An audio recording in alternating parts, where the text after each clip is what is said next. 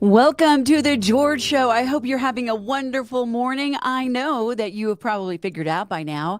I'm not George Brauchler. No, I am Deborah Flora. I am so happy to be sitting in for my colleague George this morning. He's taking a week off. Hope that he's having a wonderful time. I hope that you are already having a great day. Obviously, you are one of the early risers. Glad you are with us today. I've got my coffee. Hope you have yours. Cheers to that. And thank you, by the way, for joining us. Those who are watching online, the new YouTube feature we have, it's a lot of fun. And was here yesterday for Georgia's show. My show is heard every single day, Monday through Friday, 3 to 4 p.m. The equally originally named The Deborah Flora Show. This is the George Show. That's the Deborah Flora Show. Anyway, it's great to be with you all today. Lots to talk about. We've got some great guests coming up. I hope that you stay with us the entire time. Coming up in the second hour, we have Helen Raleigh with us. You've probably seen her on all the national media. She was born and raised in China, written numerous books, articles. She is a tremendous woman in insight. We're going to be talking about what's really going on behind the scenes in this new uprising, kind of unprecedented, really, since the Tiananmen Square situation. So she'll be joining me in the 7 o'clock hour. Then in the 8 o'clock hour, a good friend that I've known for a long time, Dr. Alveda King, will be joining me. We're going to be talking about really where she's putting a lot of her attention now, what she considers to be one of the new civil rights movement, which is what's going on in our schools. And just as a spoiler, she is not standing for CRT. In fact, talks about it as the very opposite of everything that her uncle, Martin Luther King Jr., stood for. This is a kind of neo-segregation, just to be honest. And then finally, in the fourth hour, Elaine Parker is going to be joining me. She is the director of Job Creators Network, and she is a woman who one of those people who has very proactively and effectively used the judicial branch in our system. Thank goodness that there is still that check and balance to everything else that's going on. She's one of the people behind stopping Joe Biden's school loan debt redistribution scheme. And so you're going to be inspired by these ladies. Each one of them is doing something unique to stand up and make sure that they can do their part for our basic freedoms, whether it's freedom of speech, freedom of expression, whether it is just standing up against unfair policies. So there's always so much that we can do. And I love talking about the power of one person. So, I think we'll kick it off by saying, I love this quote by Samuel Adams, who I refer to as the spunky, feisty cousin, second cousin approximately to John Adams. And he said, it does not take a majority. He's talking about to advance the movement of freedom. It takes a handful of tireless individuals keen on setting brush fires of freedom in the minds of men. I think that's pretty interesting. We're going to be talking about that. Yesterday, we talked about how that is going on in many ways in the Iran protests, obviously the China protests. Wait till you hear more about the Bridge Man, because the person that was iconic in Tiananmen Square was called the Tank Man. There was a man called the Bridge Man who really lit the spark, shall we say, for what is going on in China. It was tinder. It was ready to take off, but there has to be a spark. So we're going to be talking about that and thinking about the brush fires in the minds of men. A little bit of background of myself, if you aren't familiar with me and my show. I grew up in Colorado. Just always want to make that clear before I tell you the rest of the story, so you don't think I'm part of the invading California horde. I grew up right just a couple of miles from the station in Aurora. My dad, a retired lieutenant colonel in the Air Force at Lowry Air Force Base. My mom and my dad brought all of us here, youngest of 5 kids, brought us all here because they thought that this would be a great place to raise a family. And it was a great place to grow up. And then I had what I call temporary insanity and went to Los Angeles to be an actor. I'm a recovered actress in my left brain and my right mind. Started a production company with my husband. But during our time there, and this is going to come to a quote that I want to share. During our time there was an underground conservative organization that grew from 10 people to 3,000.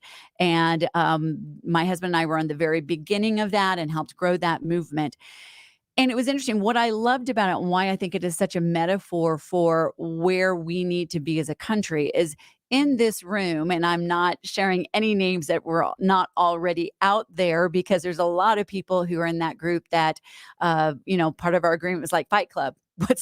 What happens in Fight Club stays in Fight Club. What happens in this group stays in this group, because there was real discrimination against people who had a different view, particularly when it comes to political things in Hollywood. And one of the people that was in this group very early on, Andrew Breitbart, good friend of ours, and a really, really sad loss for our country. But Andrew, first of all, always wanted to start a suit called political discrimination, because we would hear stories of people within Hollywood who were the blue collar, hardworking folks. They're usually the below the line folks, anywhere from grips to set designers, et cetera. Above the line are the flashier, higher paid folks, such as directors, producers, stars, et cetera. And there would be people that would talk about how they would be working on a TV series, and Ari Emanuel, the brother of Rahm Emanuel, yes, they are very alike in some of their tactics, shall we say, would come on the set. And this was right before the Obama election. He would say, you know what? If anyone here is not voting for Barack Obama, I will find out, and you will never work in this town again. Now, that's not actually an idle threat. People get found out a lot, especially, by the way, if you just don't say anything in a political conversation. You were presumed to have been conservative, and people like, our good friend John Ratzenberger, Cliff Clavin from Cheers, others, James Woods, have literally been blackballed. And these poor folks are sitting here thinking, I just have a mortgage. I feel called in this art of being a set decorator and a gaffer, which is a lighting person. And they were married, and they're like, I've got to pay my mortgage. What do I do? The whole point is this. Andrew Breitbart wanted to start something called political discrimination, and never lived to see that day. But a lot of what we're seeing here now in policies across the country, or the pressure in corporations, really does happen. It's very, very isolated. But the other thing that he said, and I'm thinking about this whole brush fires of freedom, the things that we set in the hearts and minds and imagination in our culture are very interesting. Andrew Breitbart always used to quote the phrase, politics is downstream of culture. And really, at the heart, who he's really quoting at the very beginning is Plato, who said, let me write the ballads of a country. I care not who makes the laws. What does that mean? It means that if you can tell the stories that capture the hearts and the minds and the imagination of a people, that will begin to change their behavior and steer them towards whatever you ultimately want them to do. And that's certainly the case in our country. I was in the Soviet Union actually when the coup happened. That's a whole nother story that I won't take time for this morning. But one of the ways it actually fell from within was our culture. They were getting our movies. They were seeing them underground through the black market, and were having their hearts and minds changed towards a more independent, individual idea, which is not the communist idea. So that can be a tool for good or bad, can be a tool for great inspiration. And there are some movies out there that are doing amazingly wonderful work in telling the hero's journey. And by the way, the hero's journey is a conservative journey. It really is. It is the journey of someone facing challenges, overcoming, being transformed into somebody who takes a stand for something greater than themselves. Well, the reason why I bring this up is because that's one of the reasons why there's such a divide going on in Hollywood. And I was talking a little bit yesterday about how you are making your voice heard, because while everybody has a right to create whatever product they want to, I wholeheartedly believe in that, not for censorship. In fact, we tend to be the side that is for more speech, not less speech. So anyone can make any movie they want to, and you can decide whether or not you want to see it. So here's some good news about where you guys are making a difference, because the Disney company, which is always an interesting case study, in all transparency, my husband was a producer with Disney for quite a long time. I always say we have a date on our calendar called DLD, Disney Liberation Day. When he was finally able to leave, we came back home again. We have our own film companies, and we're making things that we want to make, that we feel will make a difference, such as Whose Children Are They?, the documentary that we made this year exposing what's going on in the school systems. And so he learned a lot while I was there. We saw a lot of what was happening. And this latest situation in Disney Studios is more just a case study for the culture. And where in a culture that we are still not free market as much as I would like, because there's so much heavy regulation and there's a lot of tipping of the scales that goes on, a lot of social pressures, there's still an ability to influence what people are seeing. In contrast to what I'm just about to tell you, by the way, you can see any of my shows, any of George's shows. You can see this show by going to 710knus.com, listening for the most part. This one you can see, but you can hear all the podcasts. Well, about a week ago, I had Dallas Jenkins on my show. He's the creator of The Chosen. And we knew Dallas in this group in Hollywood at the time. And he had just made a movie, The Resurrection of Gavin Stone, and he thought it was going to be his big breakthrough in Hollywood. It did not happen that way. It actually did not do well at the box office. But closing that door was the very thing that led him to make The Chosen. And in contrast to voting with your dollars, I'm just kind of do a case study here on our culture. And the good news, because by the way, isn't it time for some good news? The Chosen, which he doesn't even charge for people to watch it. People can donate after they watch it because they want to see more of that. That's a very pure way of voting with your dollars. Over 100 million views so far, they say in 2021, I guess that would be. And over $100 million has been made so they can make more. In contrast, that same weekend, over Thanksgiving weekend, when the premiere of the third season of The Chosen was actually in theaters, kind of like we did with our documentary. It was in 1,700 theaters around the country before going to other streaming platforms. A Disney movie, The Strange World, that cost $180 million, made under $19 million over the holiday weekend. Now, here's the thing. The reason why this is a bit timely is GLAAD, the organization representing a lot of members of the LGBTQ community. They're not monolithic, so not all represented by this group, but they gave Disney, high kudos yesterday for being the most representative of LGBTQ characters. And then they went on to say, but it's still insufficient. Now, here's why I think it is leading to tanking box office for Disney. They lost $1.4 billion in the final quarter last year.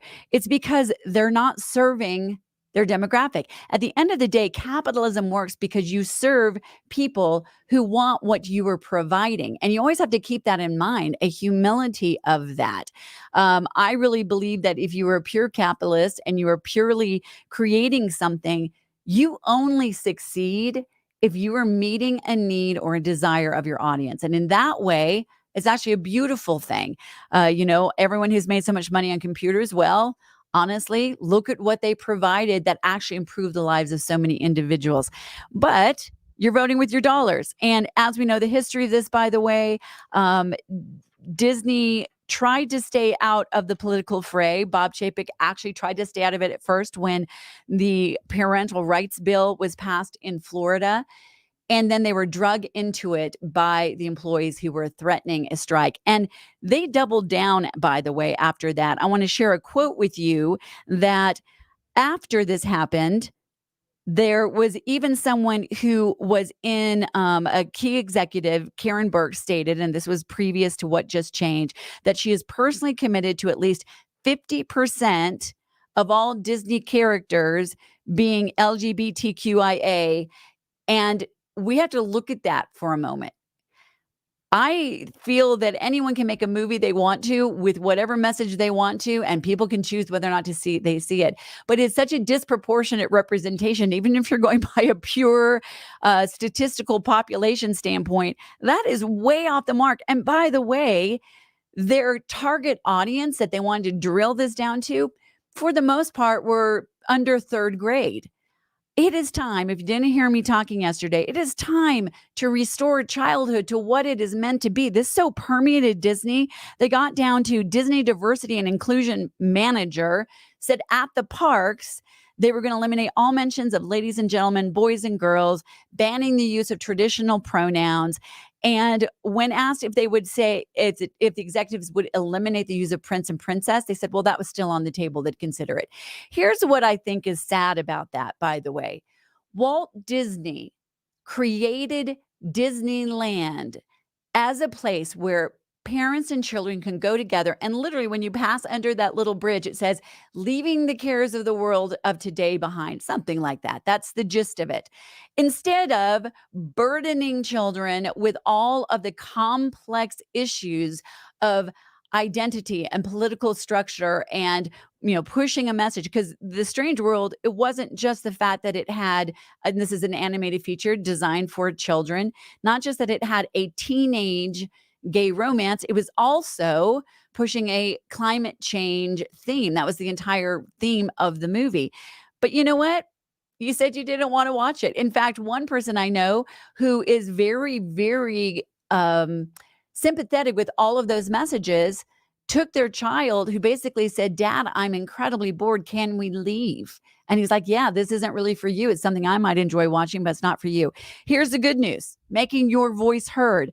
As we've talked about on my show a lot, Bob Chapek was let go. Bob Iger took back over again. He was replaced and brought back by the board. And he basically said, you know what? It's time. He brought this Disney employees together and he said, it's time to quiet things down. It's time to listen to and respect the audience instead of treating them with disdain. Now, the reason why this is important is because, in Hollywood, which is insular, I've been there, they can get all the awards they want. We talked about, by the way, on my show, how a lot of times critics will try to weight things. The Academy Awards is really now has become something to prop up movies that they want to make you think that you have to see so they can lecture at you about their values. Well, that's why the Academy Awards is tanked recently. And there's another movie that just came out. It was AOC's climate change documentary.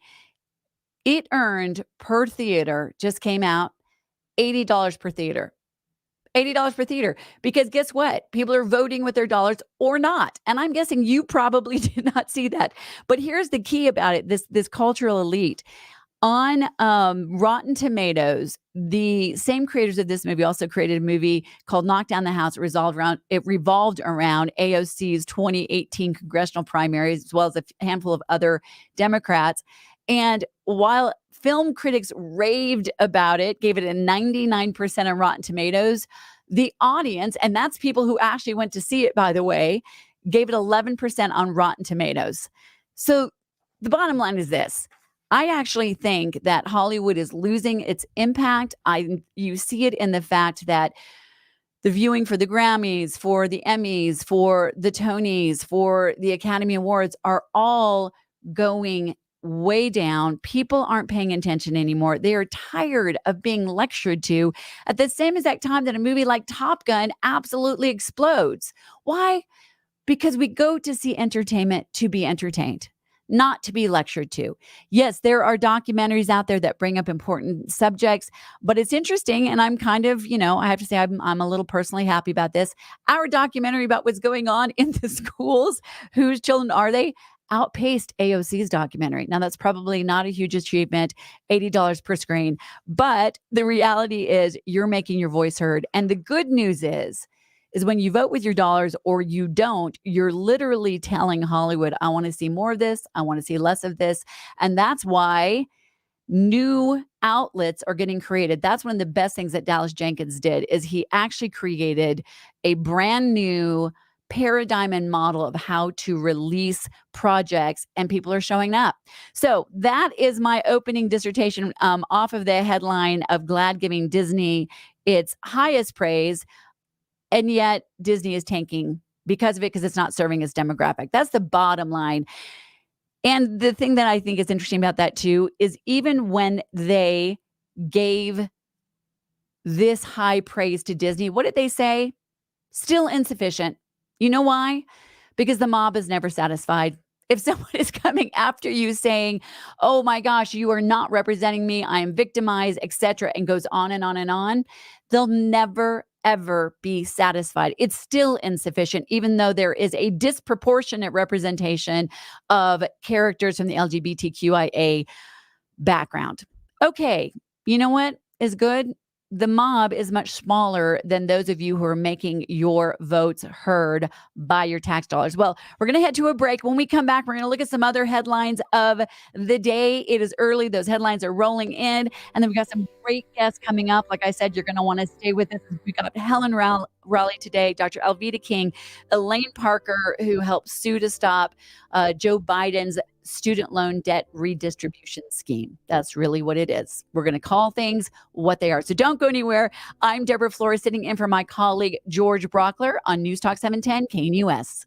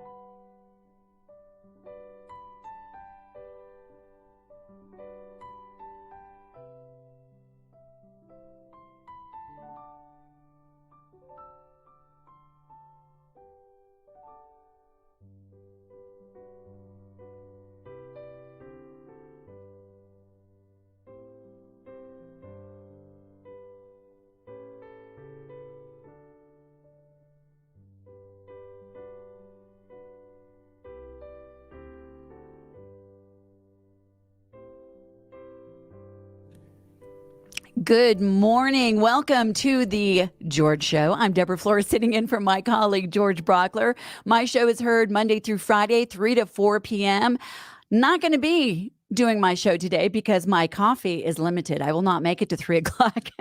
Instead, I believe it's John Caldera who will be sitting in for me today. He always has some interesting things to share. And, John and I have a joke. I'm the optimist to his pessimist. So call him. Tell him, to say something really, really positive. That'll be a lot of fun. But it's really fun to be here with you this morning, just enjoying it. Had the opportunity to be with you all yesterday morning as well. If you missed any of that show, this show already, or any of George's show, my shows, please go to 710knus.com. You can hear the podcast afterwards. And also love hearing from people already this morning that are texting on our free 710KNUS app. I appreciate that. We're going over the headlines this morning. And then at the top of the next hour, we're going to be leading up to having Helen Raleigh join us. You're going to want to stay on. She's an amazing voice that gives insight on what's going on in China. She was born and raised in communist China, came here with $100 in her pocket and a desire to live freely. And she's got an insight on what's going on actually in China right now with these unprecedented protests, and where there is potentially a real seismic shift going on in that country. But also want to hear from producer Billy. I want to hear what he's looking at as far as a headline. So, Billy, what are you looking at? What caught your attention this morning? Well, good morning. The thing that got my attention was Gavin Newsom. Oh, there goes Mark Crowley. Gavin Newsom talking again in California, talking about reparations. Yes. And it's a difficult one for my heart because I understand the emotional argument. I understand the reasoning behind reparations. I had a friend of mine that one time explained it to me as, okay, imagine it this way, that we have a bunch of people that are playing Monopoly at the board, and there are 4 of them. One of them, though, has a different skin color than the other 3. That person is not allowed to roll the dice or move for the first 150 turns. That's what happens. And then after they start moving their piece around, every time they land on a property, they have to give some of that money to one of the other people, or those people can block them from buying the property at all and take the property from them. And that happens for the next 100 turns. And then tell me that person with a different skin color is going to be able to win that game. I understand that analogy because of policies that were in place in the country that made it difficult for African Americans to amass the kind of wealth that people that are Caucasian are. However, the problem I have is I can't figure out the right solution. It's not just giving people a check. It's not just, taking tax dollars out of Americans today to give to them. That can't be the solution. And we can't just give them land. That's the problem I have. My heart and my head understands the issue. I agree that when we talk about the idea in America that everybody should have an equal and fair chance, I agree. There's a segment of our society that for generations was not given a free and equal chance, even though, according to the Constitution, they were allowed that. We had redlining, we had those type of things. So I understand that. But the problem I have is the solutions for me are inelegant and don't actually get to the core problem. And that's the thing is I believe that it's just let's throw money at it. And I don't think that's the solution. I don't think that is going to end up putting these people into a position where they could have been if they had, the fair playing field for generations. So yes. I don't think it's an elegant solution. I think it's wrong, and I think it's tactically unfair. Now, okay, understand. Slavery wasn't fair to begin with. I get that. But so fairness, I get, but it's hard for me to figure out. Yes. I don't think there's any solution that works. Well, I think it's an interesting thing because you said a few things I just wrote some notes down on, which is the emotional side. I mean, I still remember the first time when I was young and I saw the miniseries Roots. I am dating myself. It so devastated my heart and my soul to see the absolute horror of what went on. But the rational way to look at this is, one of the things that has been done, because I agree, but throwing money at this is not the answer because, we've had affirmative action. I think it has played itself out. That made an adjustment. It gave, hope hopefully, if you're using that metaphor of the Monopoly board, gave someone that push up. The problem now is we've taken it too long, and affirmative action is now discriminating against others, like Asian Americans who are overperforming because of their hard work.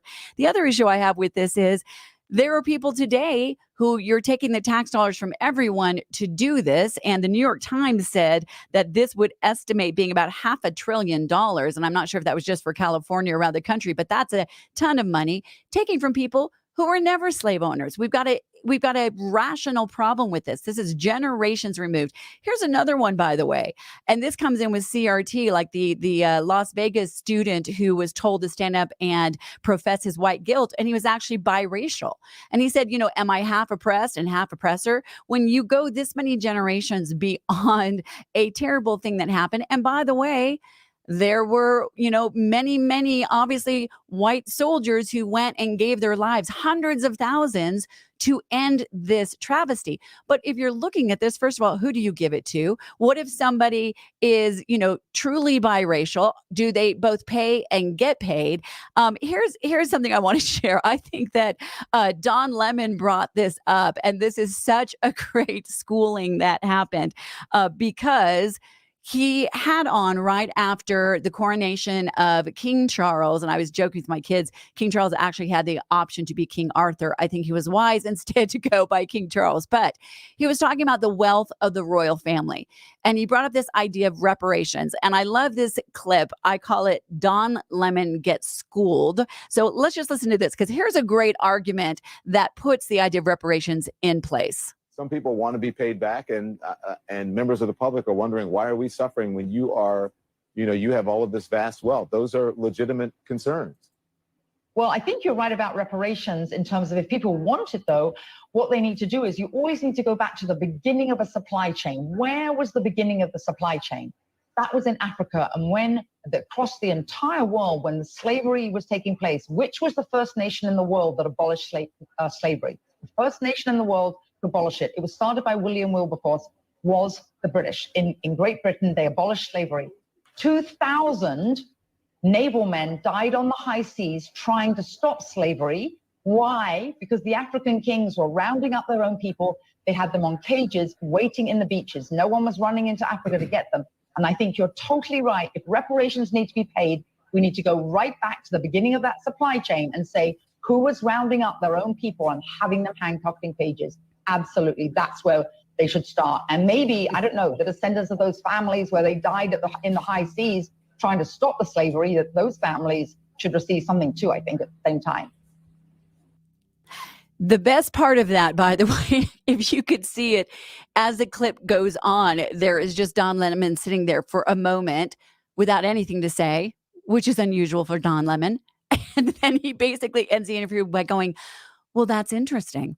And then they cut to a break really quickly. Yeah, saying we'll continue the conversation. Exactly, yeah. exactly. I caught that on a different, the YouTube channel I pulled that from had someone talking over the end of it, so I had to clip the tail end of that. Oh, no worries. So I apologize. No, yeah, that's right. okay. No, it is the point. Because when you look at this, we have to come down to not just the emotional, because so many policies are made out of emotion. I think there are so many good and caring people who see an issue and their first response is, throw money at it, or government's the solution, or whatever else, versus looking at this rationally. What is the secondary, tertiary reaction or effect of a policy? And the reality is that we have a country that went to war with itself. And by the way, yes, in that quote, Great Britain was the first one to outlaw it because of the amazing work of William Wilberforce and all of the people behind that movement, the Wedgwood Circle, etc. But they'd also had it for hundreds and hundreds and hundreds of years. Our country, America, if we teach the real history, got rid of slavery within its first really generation. And the seeds of ending the slave trade were in our founding documents. In our Constitution was that within 20 years, the Atlantic slave trade could be stopped. They couldn't do it initially. We never would have become a country. And who signed that into law 20 years to the day? It was Thomas Jefferson. He signed that into law. The seeds of stopping slavery were already in our founding documents. The finishing work was done during the Civil War. And by the way, those people that you may be asking to pay reparations could have been some of the very people who gave their lives. They descended from those families.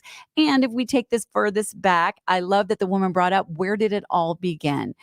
I don't think that's the solution. I think the solution is already been somewhat implemented, which was affirmative action for a period. And I believe that period is over because now there are lawsuits where, as I said, Asian Americans are now being discriminated against. And I got to tell you what, it's not the solution, and that is critical race theory, because that really just begins a neo-segregation once again. That's why coming up in the third hour, Dr. Alveda King, the niece of Martin Luther King Jr., is going to be joining me, because she's going to be talking about how CRT is antithetical to everything that her uncle and her father, who also died in the civil rights movement, everything that they fought for. So, interesting question, brings up some good information, and unfortunately heading to a break. So when we come back, I want to hear from you. What do you think about reparations? Do you think they're right? Do you think they're wrong? 303-696-1971, 303-696-1971. 303-696-1971. Feel free to call in. Already getting a lot of texts from listeners. I'll share those when we come back. I'm Deborah Flora, sitting in for my colleague George Brauchler on News Talk 710 KNUS.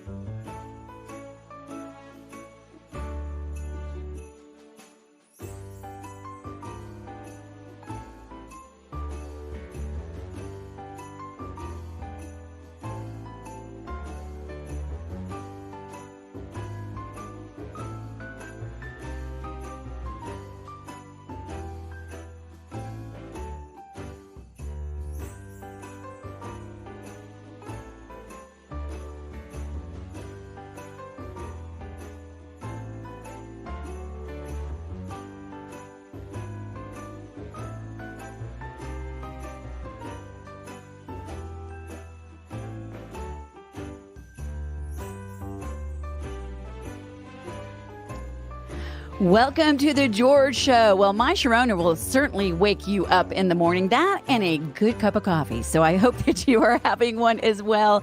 Thank you for joining me. I am not George Brauchler. I think you probably figured that out, especially if you're watching on YouTube. I don't look a lot like George, at least I don't think so. I'm Deborah Flora, sitting in for my colleague, George Brauchler, who is taking the week off. I hope he is having a wonderful time, just like I hope you are having a wonderful day already. It is so nice that it's Friday. Time for the weekend. My show is normally 3 to 4 p.m., which means I get to start my weekend even earlier today. I will not be hosting the show today. I think it's probably John Caldera who will be in for me in the show because the coffee won't take me that far. I'll probably be napping by then. Who knows? Who knows? Or Christmas shopping. We have been having a really interesting conversation about reparations.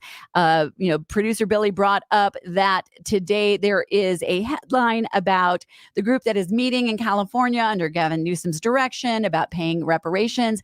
It's interesting. To me, it is a case study in how so many people, I think in a good-hearted way, see an issue, feel bad about it, and immediately just think government and money is the solution. And that's kind of what's happening, because when they did this, probably out of an understanding of how horrific slavery was, that's a key word, was a long time ago, they have been meeting together to try to figure out a solution. Not so easy, because when you actually get into the details, I think that is when you actually gain clarity on how this is something that is not the solution. There's so many different things you can look at from the fact that, as one caller texted, we've got our free 710 KNUS app. What about the history of white slaves? The blacks are not the only ones who were slaves. I don't agree with paying reparations. When you think about it, the first slaves actually, maybe not exactly the first, but the largest portion of the slaves that first came to America were white. They were indentured servants. You could look at that situation. Another caller had a great point and said, should every Union Army veteran family be paid by Africa? That caller is referring to the clip I played where Don Lemon tried to take on a woman who is works in the British nation. I don't remember exactly her background, but he was talking about reparations. Should the royal family, who we learned their net worth during King Charles' coronation, should they pay reparations? And she makes this great point about, reparations is an interesting idea. If we're going to do that, let's go back to the very beginning of the supply chain, which were really the African nations that were enslaving other African tribes and selling them. That was the beginning. There was profit made there. And then she said, should you then pay reparations to the 2,000 British sailors who died stopping the slave trade after William Wilberforce's maneuver that made those ships now possible to be attacked by the British Navy? Or, as this caller is saying, should you then pay reparations to the hundreds of thousands of white soldiers who died during the Civil War? I don't think money is the answer. Government's not the answer. Continuing to be aware of the circumstances is the answer. And Billy brought up an analogy of playing at a game board where someone who is of, African descent, perhaps, talks about how they started further behind in the board. And one caller brought up a really great point. Let me see if I can read this. They said, so then players leave and new players come to the Monopoly game and are forced to give up $1,000 each to the black player because of what happened in the previous game that they had nothing to do with. Great analogy, because actually there has been numerous players playing that game now. And while there may have been a deficit to start with, this is a new game every generation. And here's what it gets down to me in the very, very basic principle. We believe in individualism, not collectivism. Individualism saying each person should be responsible for what they did. In our documentary, Whose Children Are They? We had interviewed this 12-year-old young boy who his friendships are being destroyed because he's white, and now his black friends, they play on a football team together, they've grown up together. They actually, now their friendship has been strained.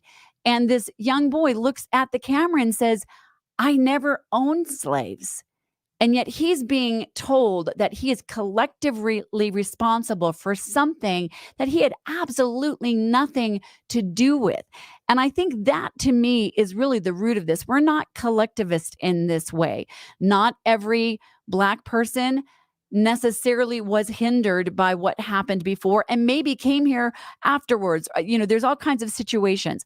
Not every white person is responsible for slavery. In fact, I don't know anybody alive today that owns a slave. If they do, they're probably the human traffickers that are coming over our border. I mean, to me, if we're going to look at something that's going on now that we need to put this amount of effort into, it is the disaster at our border where there are actually basically human beings being trafficked by those who are the new slave traders.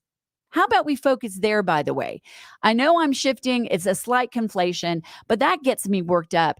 One of the things about what's going on in our border, and we had Alan West on the show yesterday, former lieutenant colonel in the Army, a paratrooper, Florida congressman, then became the head of the Texas GOP. He continues to serve.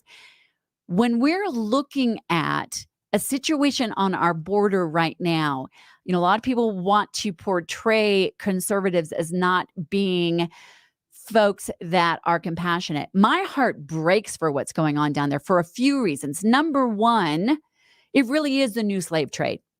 There are drug cartels and human traffickers that are bringing up women and children who are being used and abused and either left under bridges or kept in some kind of servitude as mules or all sorts of other things. That is where we can be focusing. Whenever we're looking backwards, and yes, there are times to look backwards.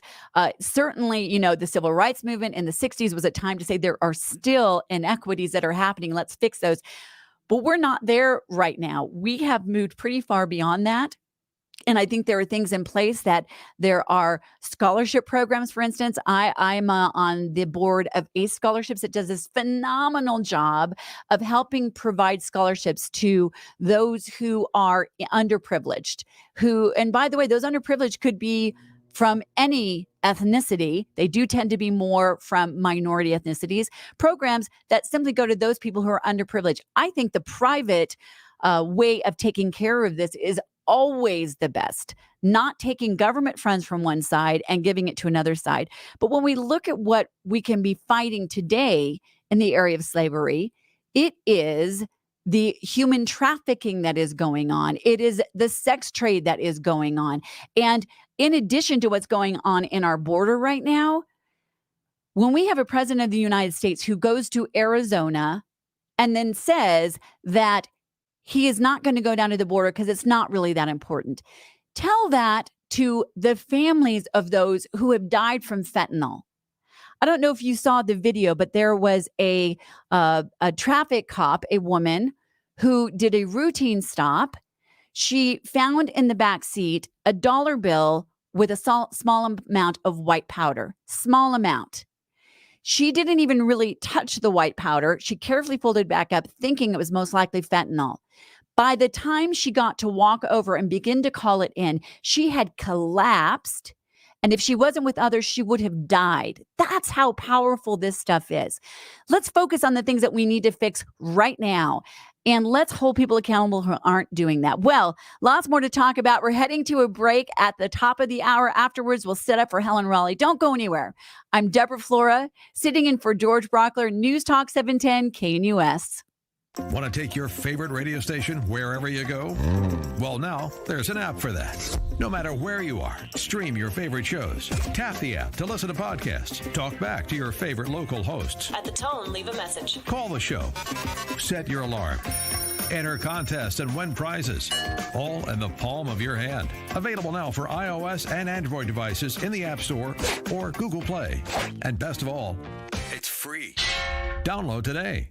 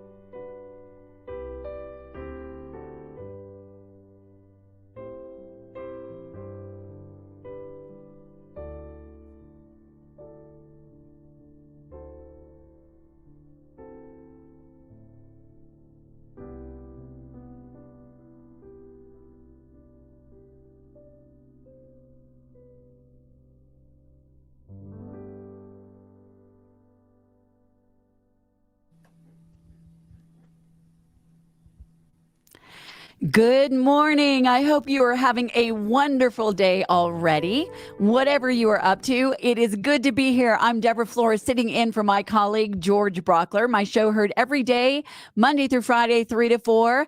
Not today, because as I say, my coffee will not take me to 3 o'clock. Instead, I think John Caldera of the Independence Institute will be sitting in for me as I'm sitting in for George. I hope he's having a wonderful time off. And it is good to be here. Boy, I love kicking off the day with so many great listeners, such a great conversation. I want to read just a couple more comments before we switch to our new topic that we're going to be talking about. Last segment, we were talking last hour for the most part, talking about the fact that California is actually taking the step of trying to figure out how to pay reparations under Gavin Newsom. And you know what? The devil's in the details. Many people may think this is the right move. I don't, for many, many reasons. And they're having a hard time implementing it. Well, that's because it is not a common sense solution to any of this. And we've gotten some great comments. One person said, I did a DNA test and I came back as 5% African American. Do I get reparations? Another person said, they were actually quoting Candace Owens. Candace Owens made a great point. If you dig down to this further, by the way, are you going to pay the Irish? Because when the Irish came over, there were signs that said, Irish need not apply. Are you going to pay the Jews who were treated poorly? How about the Asians? If you keep on going further and further and further, this gets to something where it is not something that can be done in a rational way. Another person said, and I love this statement, they said, reparations have already been paid in blood. That's really the bottom line. We are the only country in the history of the world to go to war with itself to stop slavery. And as I talked about, we've got to be armed with facts. And when we get together with some of our relatives in this holiday season who may think differently about this or feel differently about this, because a lot of times it's about feeling, oftentimes very good feeling, wanting to do something right, but it's not based on fact. The fact is that our document, our founding documents, the Declaration of Independence, was revolutionary, that all men are created equal. Was there unfinished business? Heck yeah. But they put it in the Constitution. The seeds to stop the slave trade were actually in the Constitution of the United States of America. Our founding fathers looked at it and said, there is a cancer, which is basically called, slavery. We have to have the patient live. So we have to have it birthed in our documents. We have to then do that, because if we take on slavery in its founding, we will never get off the ground. Great Britain will come and take us over again, because they had to find some compromises to get off the ground. Then the patient is alive. We can take care of this cancer. And they called the lifeblood of the cancer the Atlantic slave trade. In the Constitution of the United States of America, there was a statement that was part of the compromise that said within 20 years, the U.S. government could stop the Atlantic slave trade. You know who signed that 20 years to the day, the first day that they could actually enact that? Thomas Jefferson. That cut off the lifeblood. And then shortly afterwards, we went to war with ourselves. I love that statement. I think I'm going to end this conversation right there. Reparations have already been paid in blood. Hundreds of thousands of Americans gave their lives to stop this abhorrent practice of slavery. So lots of other things to focus on. And where are places that we can focus on in the world where people are fighting for their freedom, for their liberty? Because we're not supposed to go in and necessarily we're not nation builders or anything like that. However, we have policies we could enact to help those that want freedom, or to stop those who are totalitarian governments, or at least not contribute to the enslavement of other people. One of the big things that is going on, I think we all know, is what is happening in China. And we're going to get some really great insights coming up after the break. I'm going to have Helen Raleigh with me. Helen is amazing. She is someone who was born and raised in communist China. You got to hear her story. And then she's a unique insight on what is actually happening there. She is a contributor at The Federalist. Her writings have appeared in the Wall Street Journal, Fox News, National Review, Newsweek, etc. She is also a Colorado resident, which is really, really a wonderful thing. But let's just give a little background, because there's a story that I think is incredibly inspiring out of all of this. Now, we know that the mainstream media, the legacy media, whatever you want to call it, wants to say that this is all about the zero COVID policy. Now, that certainly fanned the flames, but it's much more than that. And as we may know, China has draconian policies. They have literally gone around and welded shut apartment buildings, sealed college students into their dormitories. And Helen was on my show. By the way, you can see all of the shows at 710canus.com, my shows, George's shows, yesterday's show. And she said that the students in their dormitories have had to use an app to make an appointment to go to the bathroom. Now, she's going to talk why this is revolutionary to them and why they are the ones that are leading the charge right now. But what happened was there was a fire that occurred on November 24th. 10 people were killed, 9 people injured. It took the firefighters an hour and a half to get to the building. They actually arrived close to the building within minutes. What had occurred? Because people have been literally imprisoned in their apartments and their homes for the most part. Their cars that were parked all in front of the building, their batteries had died. They couldn't even move the cars to get the fire trucks to the building to stop the fire. So basically that started protests. But before the protests, this is the seed that I want to talk about, because there is usually a spark that sets off the desire, the uprising for freedom. There may be the conditions that are already there. The COVID draconian policies were showing the totalitarian nature of the government that created this brush fire environment where everything was dry by that. But there had to be a spark. So what was that spark? There was a Chinese man, Peng Lifa, who hung 2 protest banners on a highway crossover in central Beijing in mid-October. A month, practically, a little over a month before the fire that then really set that spark ablaze. And this was a shockingly brave act in Xi Jinping's China. This is in the middle of Beijing, in the middle of the day. And he was whisked away shortly afterwards. Most people expected this act to go unnoticed because a Chinese totalitarian government can literally wipe everything out of record. They tried to wipe out every picture, every image. But Peng was referred to by the protesters as, quote, the man who lighted the spark in darkness. They also call him the lone warrior or the bridge man, a reference to the tank man who stood in front of the tanks in 1989 during Beijing's bloody crackdown on pro-democracy demonstrators in Tiananmen Square. The bridge man, the man who lighted the spark in the darkness. He's widely considered the person who really began this. And no one knows where he is now. In a totalitarian country, authorities took him from the bridge. He's not been seen or heard from since then. Xi Jinping has a history of anyone who even whispers something against him is imprisoned, is tortured. So my suspicion is we may never see this man, but he is the brave person who set this spark for freedom. And it's one simple act. And here's what I think is important to think about. What can one person do? One person. And if we don't think he's the one that did it, the protesters are actually chanting what he wrote on those banners that he put up on a bridge in the middle of Beijing in the middle of the day. And here's what they're saying. When anyone wants to say it's just about COVID policies, this is what they are chanting from what he put up on those banners. We want food, not COVID tests. We want reform, not cultural revolution.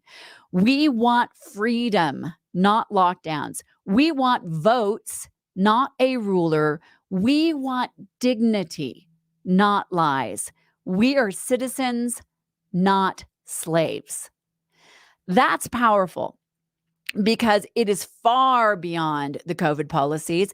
The shutdown simply is an example of how complete the rule over people can be in a totalitarian regime. So when we think about, places where we can really put our focus and our efforts, this is something I think about. Someone there that is doing that. It's the same thing as what's going on, by the way, with the Iranian protests. Being a woman, I'm really pretty tired of people trying to push the narrative that somehow we as women in America are being victimized. I'm sitting here talking to you on the radio. I own a couple of production companies with my husband. I am able to do things because we live in a country that's made some adjustments along the way. The women's vote, in the suffrage movement, beginning to broaden the idea of where women can work. We are not victimized here. If somebody's trying to say that because all all birth control is not free and you actually have to pay $8 at Target, that is not victimization.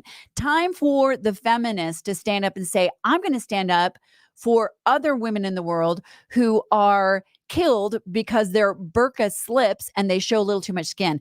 That's what set off the protests in Iran.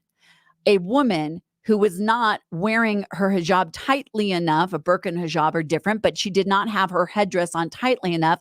And the morality police arrested her and she died. That is what true victimization and abuse and discrimination looks like. Time for us to get out of our myopic, self-focused American view on things and realize, not you all, by the way, most of you who are listening and watching are absolutely on the same page. But this is a conversation we can have with our woke relatives over the holidays. If they complain about something in America, go, hey, have you thought about putting a little effort to what's happening with women in Iran? By the way, we talked about yesterday, Iran finally got kicked off the UN Women's Rights Commission. Absolutely absurd they were even on it in the first place. So we can talk about this. You want to talk about people who understand what freedom is and why it is precious? Look to those who are willing to give their lives, like Peng Li Fa. Well, we're going to head to the break because I want to have plenty of time with our guest, Helen Raleigh, who will be joining us. She's a phenomenal woman who has so many insights to what's going on. So don't go anywhere. When we come back, we will have with us Helen Raleigh, born and raised in communist China, came to this country with $100 in her pocket, and now is a contributor at The Federalist, author of numerous books. I'm Deborah Flora, sitting in for my colleague George Brauchler on News Talk 710 KNUS.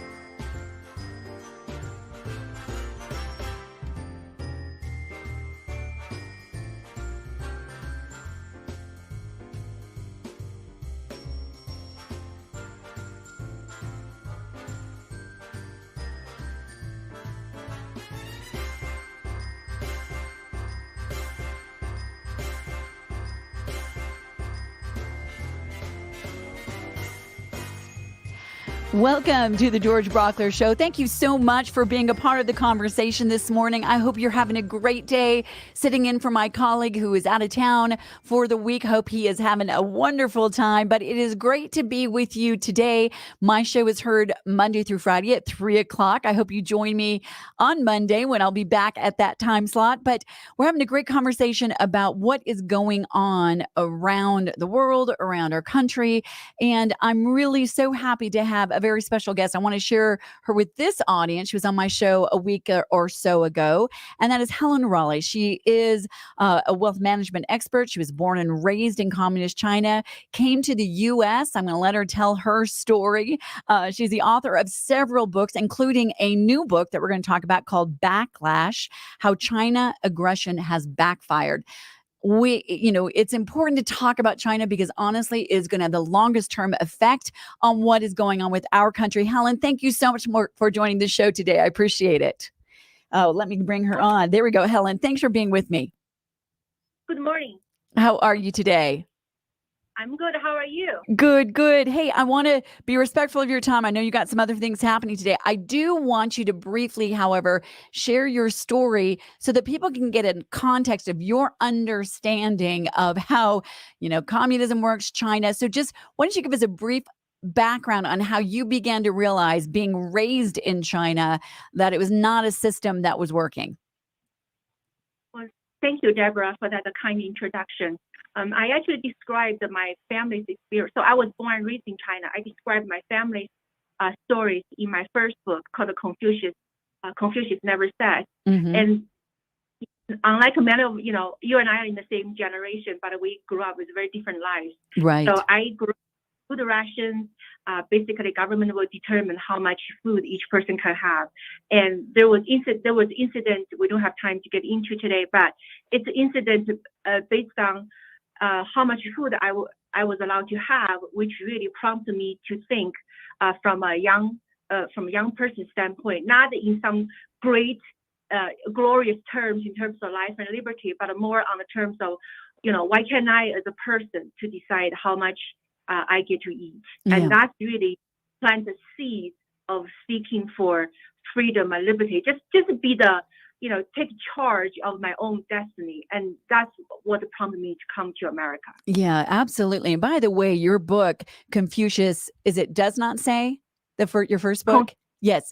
Confucius never said. Confucius never said. I just had a listener say that your first book actually had her daughter really turn from her woke ideas about communism. It changed a heart and a mind. So I so appreciate and I'm sure that's just one of many that have been changed by what you shared, because I think it's important to share that firsthand, especially as we're heading into the holidays. We'll be getting together with family members who maybe think that communism is just hunky dory, and it's really important to see what it looks like.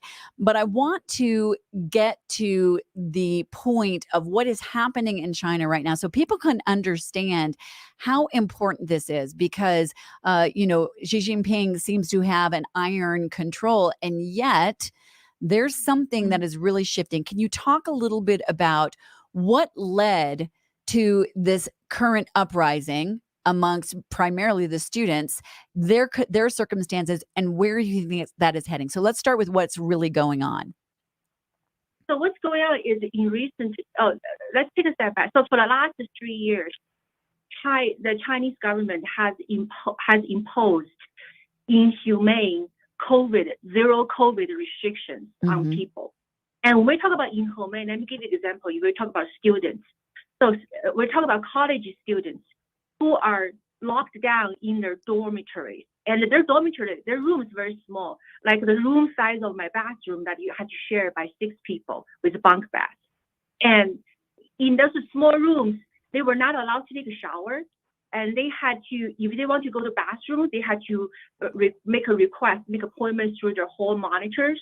And there's limited food, and if they were forbidden to leave their dormitory, and if one person in the dormitory was tested positive, and the entire building is locked down, or all of them would be hauled away to be forcibly confined to those unsanitary mass quarantine centers. So it is a very inhumane treatment. And that's just a reflection of what's happening in the rest of the society. And that, for the first time, made many people, especially young people, realize this is not the China dream they signed up for. Mm-hmm. It's not only inhumane, it's also, they don't have any dignity left. Yes. They've been treated like animals.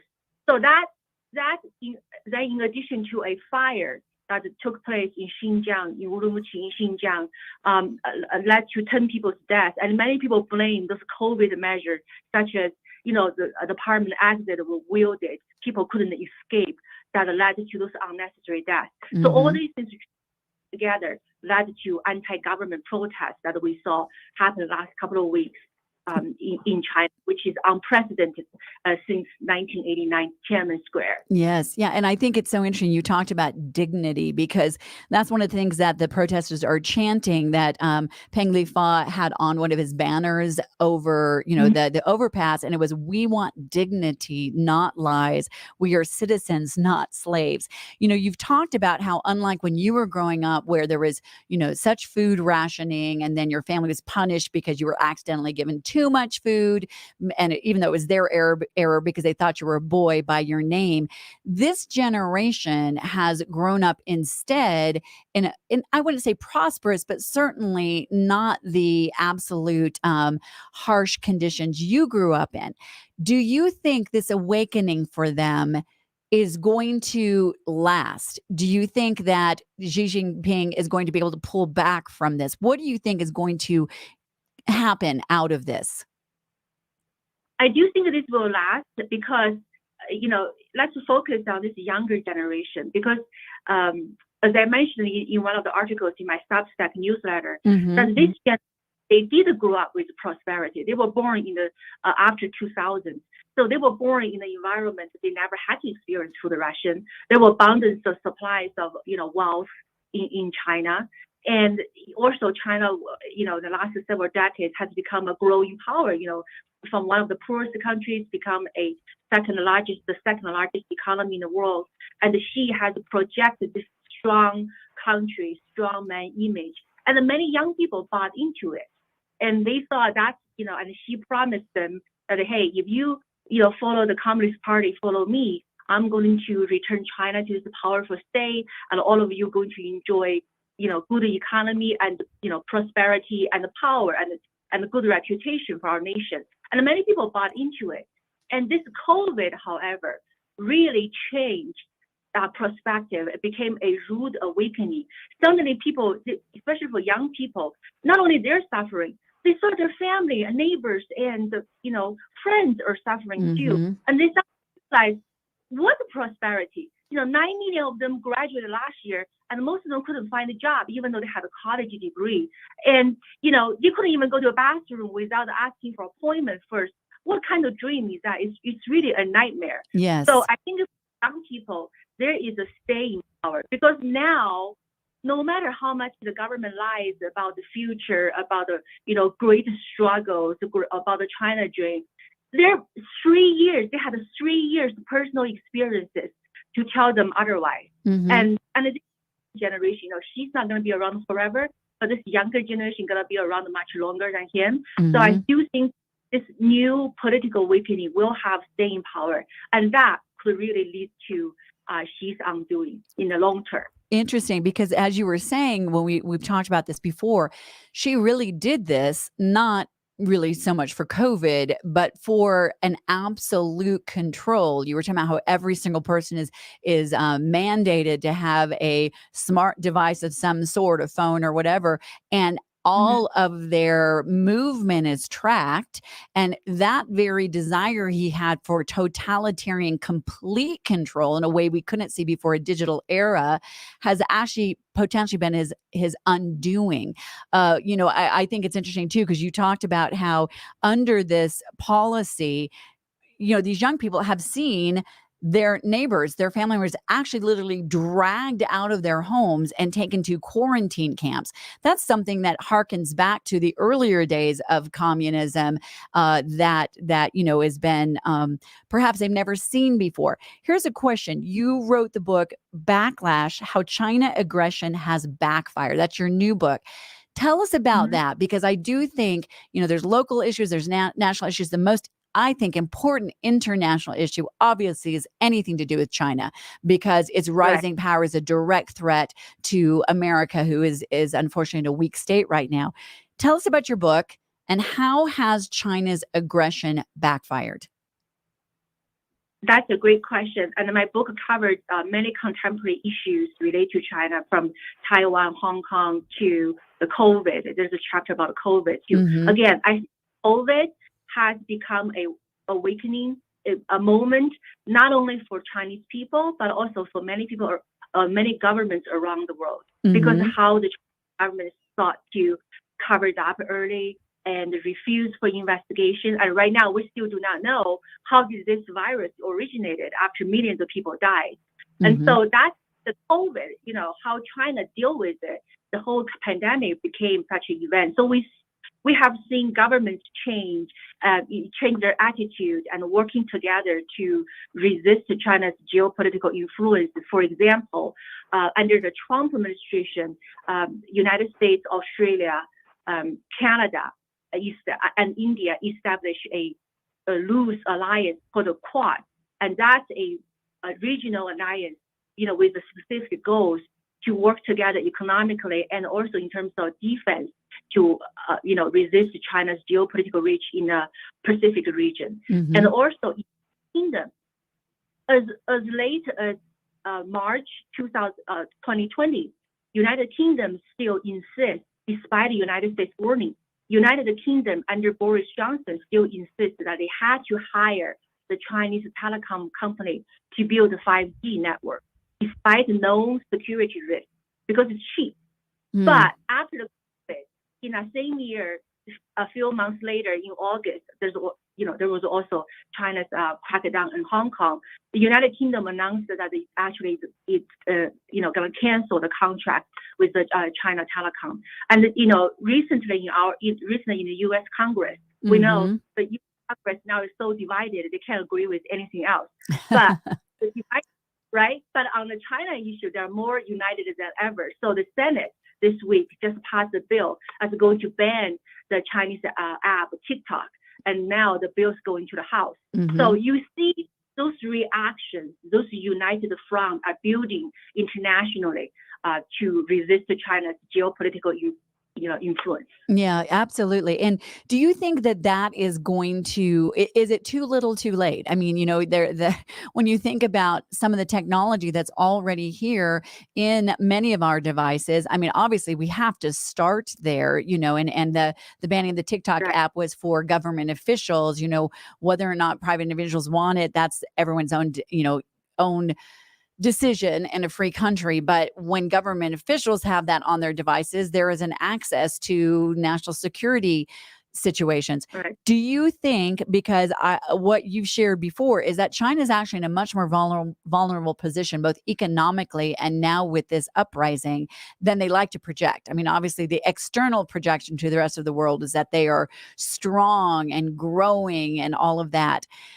Do you think that these steps are going to have an impact? And if you were to look 5-10 years down the line, what do you see happening within China? I know it's a crystal ball and I won't hold you to it, but you have a better insight than most.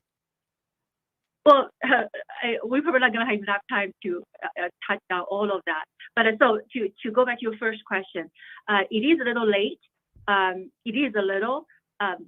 I think it's a good start. I do think we need to do more to counter China's geopolitical, influence and its totalitarian overreach internationally and domestically. It's not enough to ban a few apps or ban technology, have a few technology export. Those are start, but those are not enough.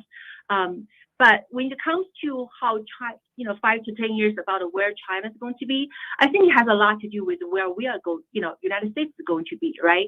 Because we are the country has both economic, military, and the political power to counter the totalitarian regime in China. We're the only country, and other countries look at us for leadership. They will not stick their head out. We are not the one to take the lead. But as you and I know, we are facing a lot of domestic issues ourselves. So we must strengthen our own economy. We must strengthen our own education, and we must be proud of who we are and be able and strongly stand up for liberty and freedom, not only for American people, for us, but also become the leader of the rest of the world. If we can do that, then I think she's geopolitical ambition will be limited. Mm-hmm. But if we keep retreating like what we are doing now, then she is going to be unstoppable, even with the weaknesses. And I think especially the domestic weaknesses will make him even more dangerous. I had a profile in my new book about it. She specifically explained why he's so assertive and also why he lost his patience. He really wants to hurry up to do something right now. And that has a lot to do with the domestic weakness that he recognized. That's a very good point. I mean, we have to be vigilant because anyone that is backed into a corner oftentimes becomes much more dangerous. And if that's what he's feeling, I think it is, it's interesting because I was hearing, I think it was Hugh Hewitt who said the rallying cry for 2024 are two things: China and school choice. I mean, that's really, two of the primary issues. And especially when we're looking to an election that will be the commander in chief. Obviously, Joe Biden has been criticized in so many ways of, his most recent interaction with Xi Jinping. He really, they said, looked like a schoolboy coming with hat in hand, asking for a favor, and, did not call out any of China's aggression or spying or any of that. One strange thing that is going on, I'm reading these headlines, I haven't delved into it, about Chinese police stations in the United States. Can you enlighten me if that is actually happening, and how in heaven's name is that happening? Well, it is actually happening. It's just part of this Skynet or Foxhound. I wrote many articles. People can find on my Substack newsletters about it. Basically, China's evade jurisdictions, internationally, to try to hunt what they consider as criminal. It could be people committed economic crimes, could also be Chinese nationals who are dissidents, political dissidents. So China's really evaded the other countries' jurisdiction and directly not only set up police stations, but also set up spies and undercover police to go harass and try to coerce those Chinese nationals back to China to face punishment and use their families back home to threaten them. So it is happening. And that is another reason why we need to stand up to this kind of illegal behaviors, because we're a country of rule of law. And the reason, just really quickly, one of the main reasons Joe Biden and Democrats, when they come to China, they make a lot of noise, but they take very little action. Is again driven by domestic priority. Their priority is climate change. They're counting on China to provide solar panels and batteries for EV vehicles, two most important, and wind turbines, those supplies that the Democrats wanted to rely on to push climate change agenda domestically. So are waiting to basically bargain with the devil if they can get climate change, because they consider climate change is a much bigger threat than CCP. Again, you see domestic issues shifting influence, international politics. This is why we have to prioritize, focus on how do we strengthen ourselves, strengthen our economy first. Otherwise, we cannot counter China effectively. Yeah, absolutely. And I love that first of all, I appreciate so much your continuing to bring attention to this, because like you said, Congress, who doesn't agree on anything, are all seeming to begin to wake up or be willing to at least take a stand where before perhaps they weren't, a beginning stance about TikTok and the spying that goes through that, etc. So we've got to keep making people aware, because the only thing that will really end this, as you said, is if we become stronger, and that is through electing new leadership, etc. 2024 is going to be a huge year. Well, Helen, thank you so much. Why don't you let people know where they can read your amazing information? What's the website? My website is helenraleigh.com.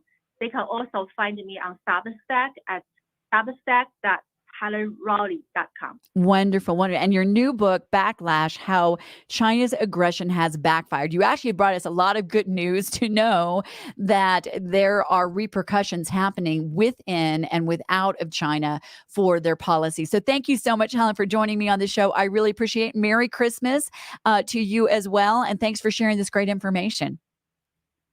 Merry Christmas. Thank you. Thank you so much, Helen. Bye-bye. Well, that was my guest, Helen Raleigh. She was born and raised in communist China, sharing information that is important because there are a lot of local issues that we need to talk about. There's a lot of national issues that we need to talk about. And there are international issues that we need to talk about, China being the major one. And the good news that Helen is sharing, that there are shifts happening within China, that if we are strong, which will need to happen in the next election, because right now our leadership is not strong as far as the commander in chief, then we can actually be a part of shifting back and pushing back on this reach. It's not a foregone conclusion that China is going to eclipse the United States of America. That does not have to be a self-fulfilling prophecy if we continue to talk about this and get the word out. When we come back, I want to hear from you. How do you feel about the fact that there are Chinese police stations basically on United States soil? I don't know about you, but I find that pretty darn outrageous. And I want to get to the bottom of who's responsible and how that happened. How does that make you feel to think that just around the corner from you, there might be a police station on sovereign U.S. soil run by the CCCP? Want to hear from you. 303-696-1971, 303-696-1971. You can also reach out through our free 710 KNUS app. Don't go anywhere. I'm Deborah Flora filling in for George Brauchler on News Talk 710 KNUS.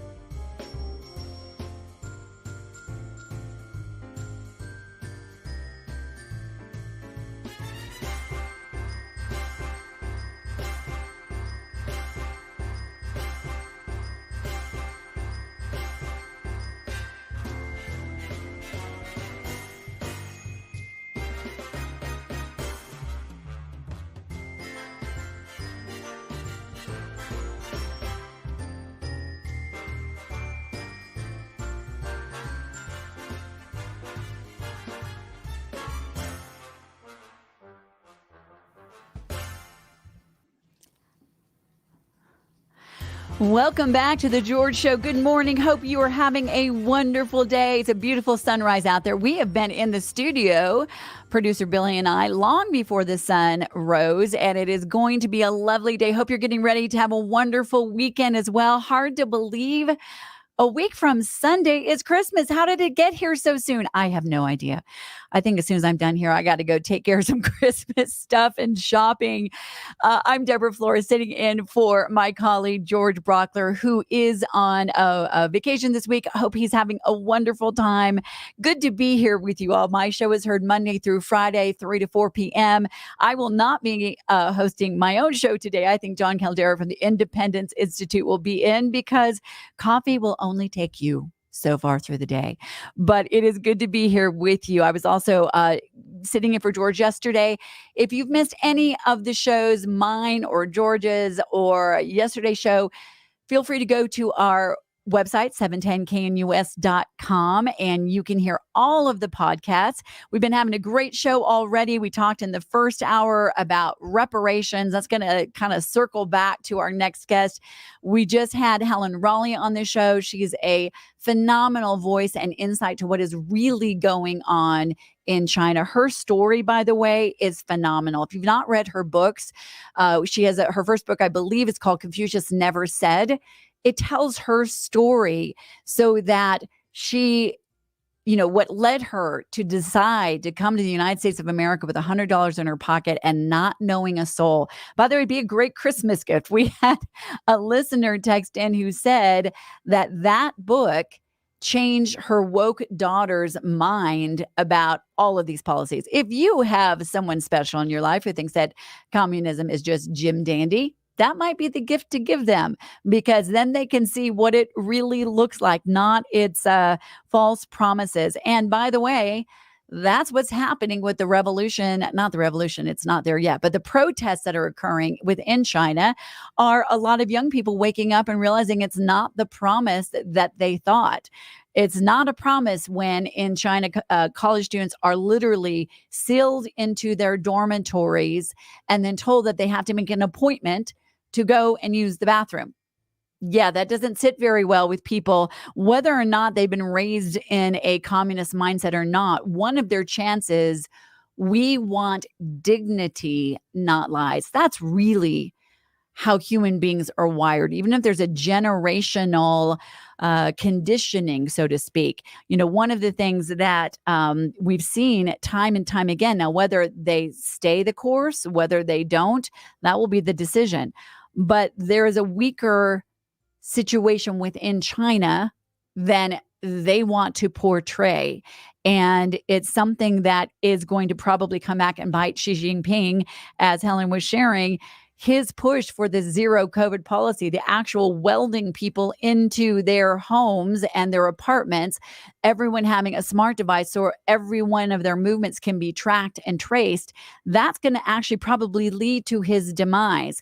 Well, we're going to have another great guest coming up at the top of the hour. Dr. Alveda King is going to be joining the show. She's a friend. I've known her for a long time, always standing up for things. Met her through the Life Movement, where she talked about that being one of the civil rights issues of the day because of the decimation within the Black community of disproportionate abortion and the targeting of Planned Parenthood. She'll get a little bit into that, but also it being something that now critical race theory being absolutely antithetical to everything that her uncle and her father, obviously Martin Luther King Jr. and her father, James D. King, A.D. King, they both fought for something, and how critical race theory is actually the nightmare compared to Martin Luther King Jr.'s dream.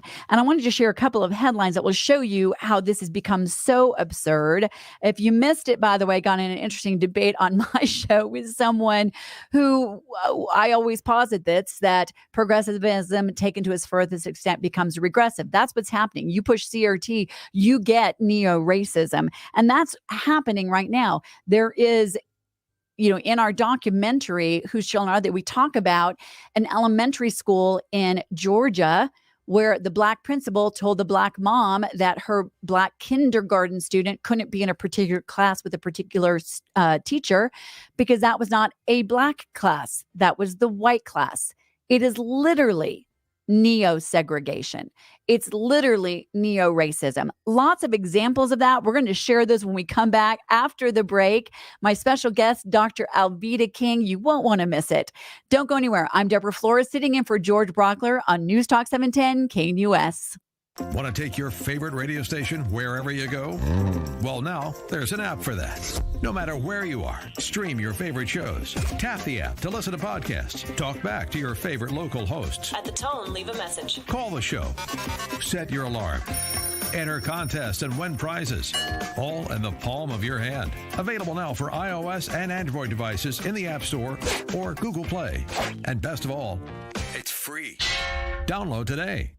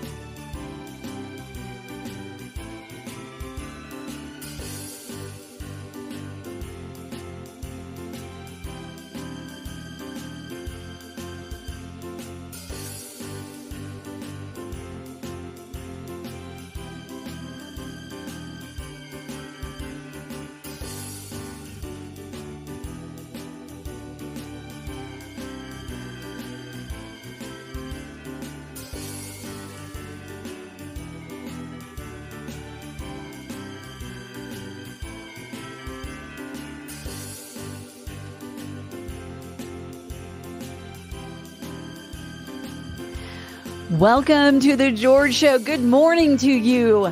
You probably figured out by now, and especially if you're watching on YouTube, that I am not George Brauchler. No, George is not suddenly becoming a soprano.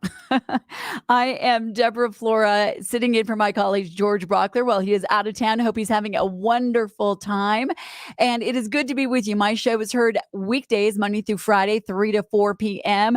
Thanks for joining the conversation today. I hope you also join me then as well. Today, I will not be doing the show because coffee only takes you so far.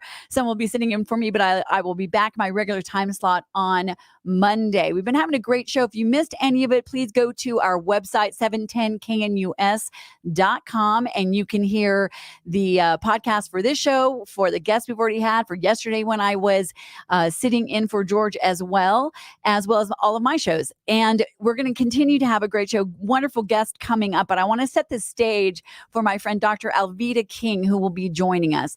She is the daughter of Reverend A.D. King, the niece of Reverend Dr. Martin Luther King Jr., both who obviously were, instrumental in the civil rights movement. And she has really began to focus both on the life issue because that is decimating particularly the Black community, as well as what is going on in the schools. Because CRT, she refers to as the nightmare to her uncle, Dr. Martin Luther King Jr.'s dream. A couple of examples when it's taken to the furthest extent, a couple of headlines that were just out this week. There's a teacher who's declining to teach proper grammar because she says it perpetuates white supremacism. Another teacher, another professor who's disparaging white people in an interview saying we've got to take these blankers out, and goes on and talks about how white people are committed to being villains. This not only hurts beautiful young children who grew up with less melanin in their skin and are not collectively responsible for the horrors of racism or slavery, it also hurts those who are in the Black community, because what's happening in the name of CRT, instead of teaching proper grammar or helping students that come from underprivileged backgrounds succeed, they're actually eliminating honors classes and AP classes and standards at all in the name of racial equity, which simply disadvantages those who can succeed with a great education. Well, don't take my word for it. My guest today is Dr. Alveda King. She's the daughter of late slain civil rights activist Reverend A.D. King and the niece of Dr. Martin Luther King Jr. She's the founder of Alveda King Ministries. She's an acclaimed author. You will see her on all the national news channels, twice elected to the Georgia State House, and she's the recipient of the 2021 Presidential Lifetime Achievement Award, a good friend who does so much to get the word out on what is good, right, true, and noble. My good friend, Dr. Alveda King, thank you so much for joining me today, Alveda. I truly appreciate it. Deborah, it's wonderful to join you. It's exciting. This is Christmas season as well. Mm-hmm. So there's a lot going on. A lot of people in pain, a lot of people frustrated, displaced, misplaced, other people praying and understanding how important it is to get along with each other during this season. Yes. So there's so much that's happening. There is. And before we let you go, I want to talk particularly about that hope and inspiration in this season when there's so much other negative stuff happening. And we'll definitely talk about that as well. I do want to kick it off because you were here recently in Colorado. Great to see you. It was for the launch of Colorado Parent Advocacy Network, a super organization that you were instrumental in helping to start. My husband and I were honored to receive an award there for our documentary, and I was on a panel, but you gave a truly inspirational speech. Can you talk about what I was leading in with, that you've talked about how the critical race theory is undoing all of the unity and success that your father, A.D. King, and your uncle, Martin Luther King Jr., literally gave their lives for? Can you talk about your view on critical race theory and how it's the opposite of what the civil rights movement was all about?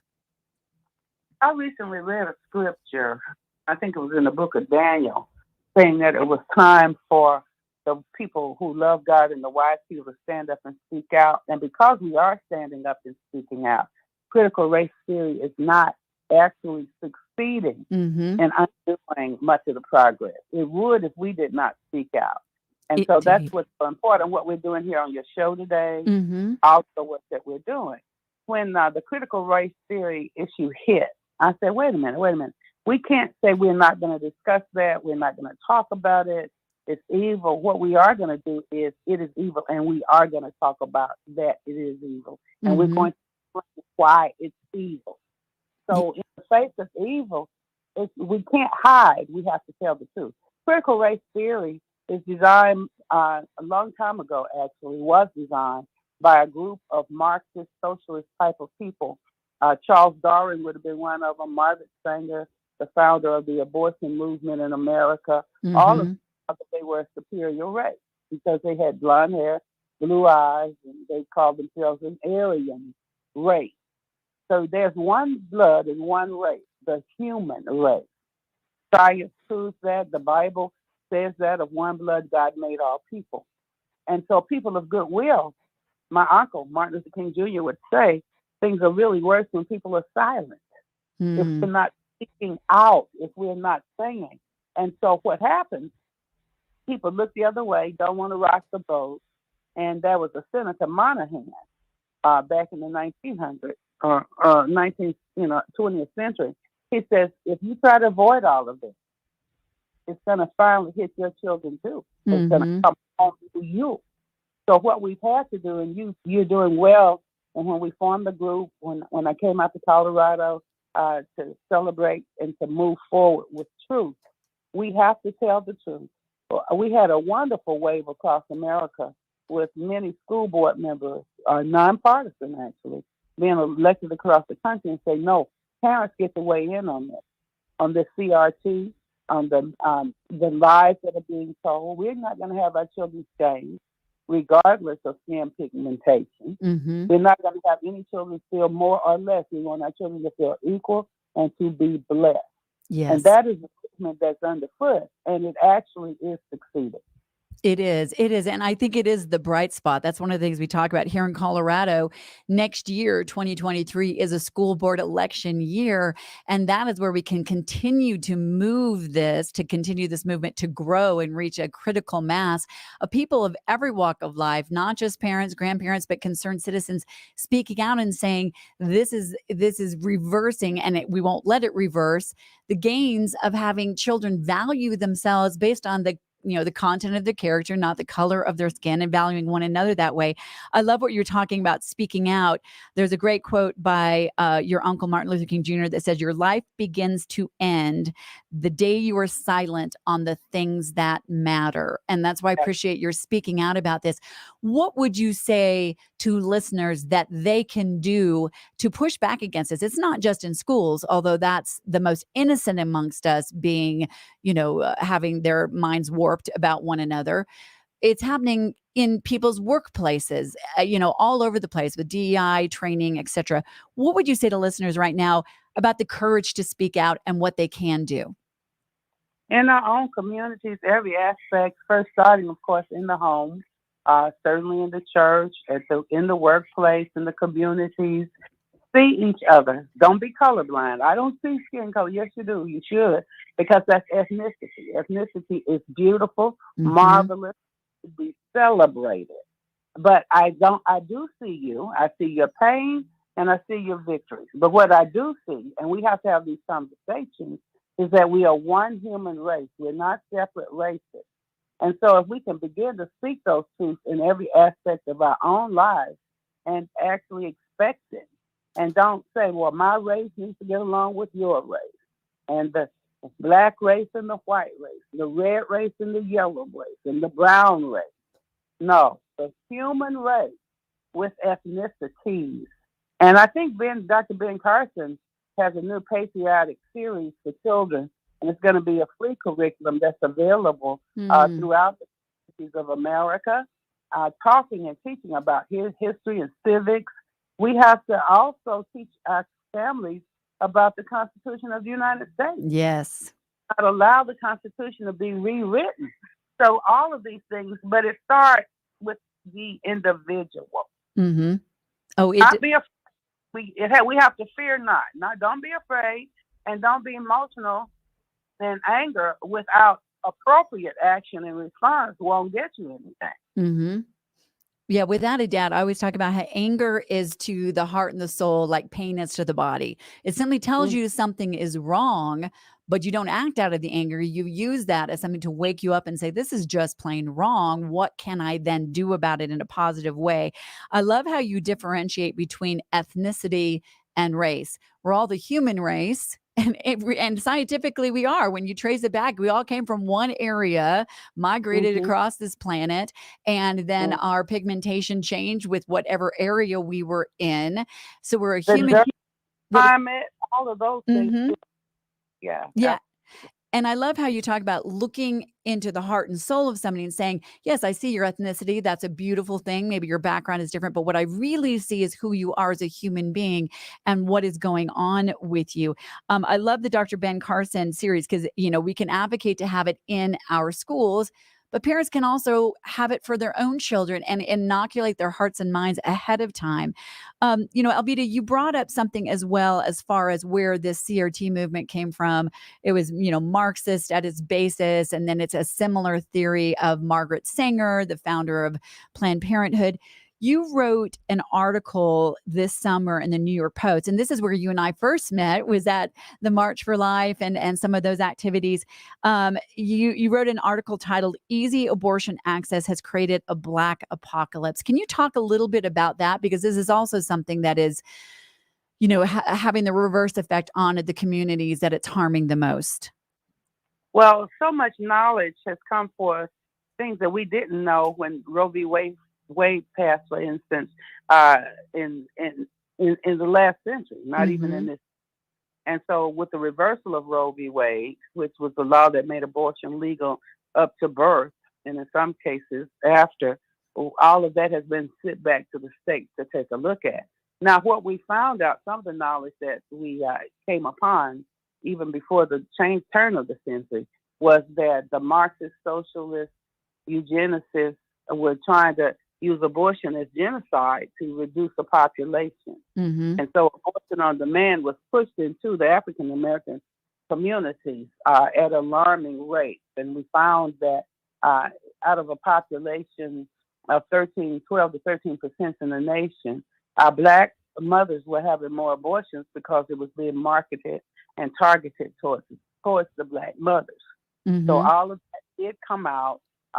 Planned Parenthood finally admitted that Margaret Sanger was a racist, and that was amazing to so many people, but we have been trying to explain that. Mhm. So the Black apocalypse in the Black communities, targeting the Black families for abortion at alarming rates, has happened. Yeah. And so knowing all of this and understanding all of this, there again, we work together, not in anger, unless it's righteous anger, not in emotions, but dealing with the facts. And I Mhm. think that's so important as we move ahead. Yeah, I think so too. And what I think is so important is when people understand the heart behind it. You have a very personal story of how, how abortion it being targeted to the Black community. And yes, Margaret Sanger.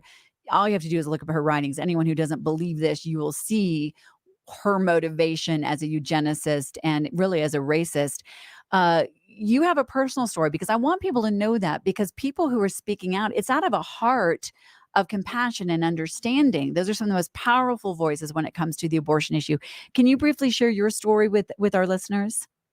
And therefore, I don't share it in condemnation. Mm-hmm. I share it for enlightenment. I want people to know. My grandfather asked my mother not to abort me in 1950 when she conceived me. She was a college student. My dad, she went to college, going to marry when they finished college, they said. And granddaddy convinced her. But back then, you didn't kind of talk publicly about all those issues. I didn't find it out the many, many years later that mother even wanted to abort me. Mm-hmm. During that time period, as I was born, became a child, and grew up into womanhood, I had 2 abortions and a miscarriage because I bought to the women's lib. A woman has a right to choose. You don't have to have a baby. Nobody told me that abortion was harmful, not just to the child who generally loses his or her life, but the body of the woman. Many things are linked to abortion and the pills and shots to try to not have the children. cancer, breast cancer, cervical cancer, depression, alcoholism and drugs, many, many things. I didn't know that. Mm-hmm. So I had 2 secret abortions, relatively secret, and a miscarriage because of the damage. I was going to abort a baby in the 70s. And I mentioned it to my grandfather, the same man who had told my mother, don't do it. And that's why I laugh when women say a man doesn't have a right to tell me what to do with my body. If my grandfather hadn't told my mother what to do with her body and told me what to do with my body in the mid-70s, I would have aborted that next child. Mm-hmm. So, and then I repented when I became a born-again Christian in the early 80s, and I became a voice for life. And today Mm-hmm. it's not a nation, but I'm healed. My heart, sometimes I still miss the children. I say, God, I'm so sorry. And I've already repented, but it comes back and those kinds of things. Yeah. Yeah. Well, and your story is so powerful for that reason. I think some of the most powerful stories are those like yours and the Silent No More awareness campaign that I know you've also been a part of. People speaking out because honestly, women deserve better choices. I mean, I wish during this push, that was going on in the 60s and the 70s, there had instead been a push. How can we help women have their child and still succeed? I mean, there's a group called Feminists for Life that is very outspoken about that. Why are we forcing women into this decision and the nobility of birth mothers as well? So there's a lot behind that. Alveda, when we talk about these two issues, they're kind of interconnected as far as CRT is actually harming minority students by lowering standards, and instead of raising the level of how they are brought up to speed if they did not have a good education previously, is lowering Right. all standards. And then you look at what's happening, as you called it, the Black apocalypse from easy abortion targeted at minority communities. This last election did not go 100% how we had all hoped, but there are some signs that this is making some shifts, including within the Black community when it comes to becoming aware of these issues. Do you see that happening, and how do you see that moving as we head towards 2024? As I answer that question, I want to add another element. You didn't mention it, Mm-hmm. but you've got RT, that's the skin color issue, the issue of life from the womb to the tomb into eternity. And then you've got human sexuality. Mm-hmm. And so issues of human sexuality, the big battles over drag queens going to the White House, for example, now to educate the children and all that. And I'm like, wait a minute, it doesn't make sense. Right. So when you look at all of these types of issues that are going against first the word of God, and then they are really unconstitutional right now, many of those as well. And it's important. What we found with the sexuality issue, people, the little surgery on the surgery on the minor children, and nobody's even explained if you change your mind later, if you cut something off, it won't grow back. Mm-hmm. None of that is happening. So I think if we put where we are in America right now today, but there is an awakening in America, the 3 issues that we just named here, people are more alert. People are no longer necessarily afraid to discuss them. And that is the issue. We've got to do better in electing officials that fear God, understand and support the Constitution, and have compassion for humanity. Mm-hmm. That's what we must do, those things, but always God first. So if we're looking here to 2023 in just a few days and then 2024, I ask people, don't consider personality, consider issues and policy. And it would be great. There's an opportunity without me. So I don't endorse candidates. I want that to be clear. Yes. But you are people who appear to love God and want to support the Constitution. One has 4 more years that he can serve, and then one can come and have 8 years. That's 12 years. That would be marvelous if something like that were to happen. So there are things that we have to do. You mentioned school boards elections in 2023. Mm-hmm. Parents, get out. Run for these offices. Represent not just you and your family and your children, but the children of America with the constitutional truths, with the truth of God, with compassion in your communities. Let's get this done. We can, and people are waking up. Don't feel hopeless. Don't feel fearful. But have a plan of action and stick to it. Yes. Yeah, no, that's a great point because, so many movements in history never reach that critical mass or that tipping point because people kind of just give up. Unlike the civil rights movement, which was pushed through to the point of actually making a change. Well, Alveda, I know that you have a lot going on. We're going to let you go, but I do want to end with what we said at the very beginning. This is the Christmas season for our Jewish friends. Hanukkah starts this weekend. But there are a lot of people that don't have hope. I've been asked to speak to some groups where, or on or off the air, people are like, I just don't have hope. And I point them to where I get hope. And then I talk about how our founding fathers found this same place. What would you say to listeners as we head into this season, this week, both of Hanukkah and Christmas, who are feeling hopeless? What would you want to share with them? And don't forget Kwanzaa too. There are those that celebrate the traditions of certain cultures. So for me, I certainly the birth of Christ, John 3:16 for everybody. Mhm. And so move there over into Hanukkah, beautiful time as well. So just begin to remember during this season, many people are in pain. Many people are frightened. Yeah. So love others, forgive others, be a blessing to others. I was so amazed when I went on my Facebook feed today. People are paying the whole bill for somebody in line or Mm. helping somebody do this. And so we have to love, forgive, bless each other where we can share. It shouldn't be about money and monetary gifts. That's nice to be able to do that. So I encourage people to do that. But we do want to bless others and to alleviate pain and fear where we can. Yes. Yeah. I think that's amazing because it's that human transaction of kindness that goes so far. And there's so much one person can do by touching the life of another.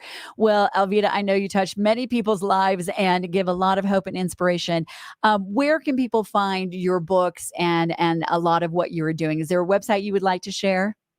The best place to start, and you can hear about my humanitarian work, my creative activities, everything that I'm doing, my pro-life, Alveda King.com. AlvedaKing.com is always a good place to start. Wonderful. Wonderful. Well, thank you, Alveda. Merry Christmas to you.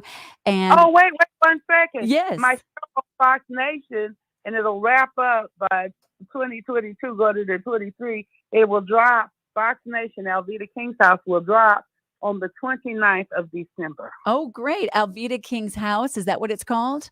Alveda King's House on Fox Nation. Okay, wonderful. Well, that'll be great viewing. A good alternative to some of what's out there. So that's wonderful. Well, thank you so much, Alveda. Thanks for calling in. Merry Christmas to you. God bless you, and thanks for being a part of the program today. Same to you, Deborah. Bye. Take care. Bye bye. Well, that was Alveda King with a good word as we head into this holiday season, highlighting also, let's never underestimate the power of just human kindness towards one another. I love that she talked about, someone buying coffee for someone else. There's a great book by Philip Yancey called What's So Amazing About Grace.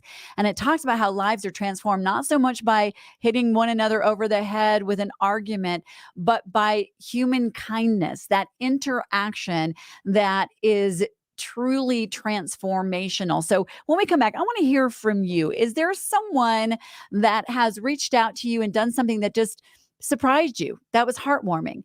Is there a time that you have, just bought somebody a cup of coffee and it just really warmed your heart? I know there are a few instances like that for me.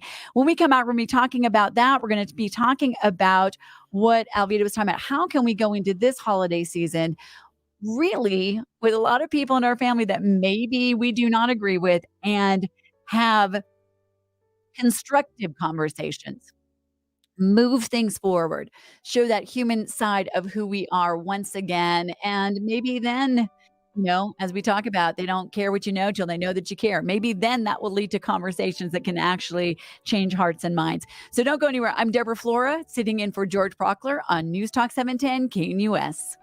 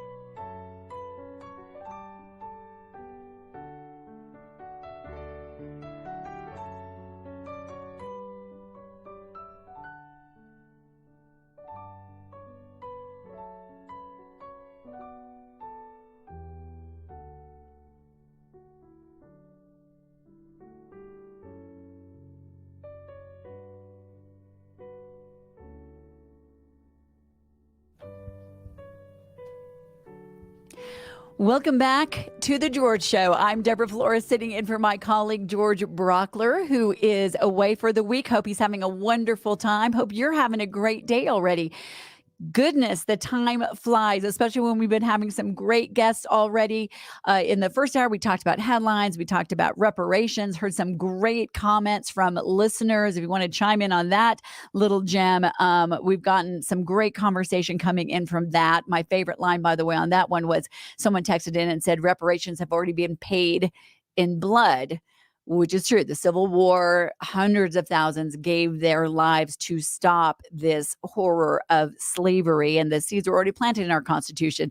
Then we had Helen Raleigh on the second hour. She is someone who was born and raised in communist China, came here with $100 in her pocket, didn't know a soul, really giving us some interesting insights to this behemoth, China, that is much more weak on the inside than we would know. Xi Jinping's actual drive to force complete control over the citizens is actually backfiring. Some draconian things that have been done in the name of the zero COVID policy, which wasn't really about COVID. It's all about control, and how that is backfiring. So if you missed that, go to our website, 710knus.com. You can hear that interview and other ones. I was in yesterday with Alan West and Adam Andrzejewski, some great insights there. And we just had on this show Dr. Alveda King, a friend that my husband and I have known for a long time, talking about this intersection of CRT, the abortion epidemic, really, she calls it that, apocalypse, because of how it was begun by Margaret Sanger, who was a eugenicist, who did say that she wanted to get rid of the less desirables, which included the minority communities and anyone that had any kind of mental issue. She just wanted to get rid of them, the less desirables, how that has come together. But I think the interesting point I want to pick up as well, first of all, I love the quote that that Martin Luther King Jr. said that echoes what Alveda said. We have to talk about these things. We cannot be cowed into silence, because that's how things like this progress, that are actually causing such devastation, in particular critical race theory. And Martin Luther King Jr. said, we begin to die, or we stop living the day we become silent on the things that matter. So we're going to talk about those things that matter. Yesterday, I talked a lot about protecting childhood and what is going on in the social experimentation. And I want to share a little bit about when CRT is taken to its furthest extent, it becomes regressive, progressivism becomes regressive. CRT is really, at its heart, neo-racism, because it is having young children in schools look at each other through one lens and one lens only, and that is the lens of race. In our documentary, Whose Children Are They?, we interviewed a young boy who happens to have less melanin in his skin, and he was so sad about the loss of friendships. He had grown up with many in his community that are of different races. They grew up together, different ethnicities, as Dr. King would say, because we're a human race, we're different ethnicities, grew up together as friends. And then with the introduction of CRT into his classroom, and I think it's interesting, by the way, when leftists say CRT is not taught to children, it is not a course that kindergartners sign up for, I'm going to take CRT right after coloring. No, it is a lens through which everything else is pushed. How it looks, by the way, in the classroom is, for instance, this young boy talked about how his teacher would get up and profess her white guilt because she was white. He then began to look at himself and think, am I supposed to be ashamed of myself because of my skin color? They're then told frequently in classrooms, an exercise is to go to opposite sides of the room. If you have darker skin, go to this side of the room. If you have lighter skin, go to this side of the room. This group of children are oppressors. This group of children are oppressed. And suddenly you have divided them. One of my favorite videos, and I wonder with those who are pushing CRT, what they would do with this. I remember when the fight against racism, and yes, we should teach children to be kind to one another and see one another, as Alveda King said, part of the same race, the human race with different ethnicities, not color blindness, actually color celebration. So celebrating our differences while understanding we are of the same human race. And actually, scientifically, that is actually the case. You go back to where people believe the beginning of humanity started, and then it expands out. And we all came from that place and then had different melanin levels depend on where we went. Is there a history behind that? 100%. But there is this video of these two beautiful children. And what I was going to say is I remember when the rallying cry was, racism is not born, it is taught. So to treat a child as inherently racist just because they were born with a certain skin color is completely different. There was this video that I loved of these two little boys who I think were in first grade. One was a tow-headed blonde, about as blonde as they come. And his friend was a small child who obviously, came from an African-American background. And the child who was the white child said, I just got my haircut to look exactly like my friend. And they had the same haircut. And he said, because I know when I do, my teacher will not be able to tell us apart.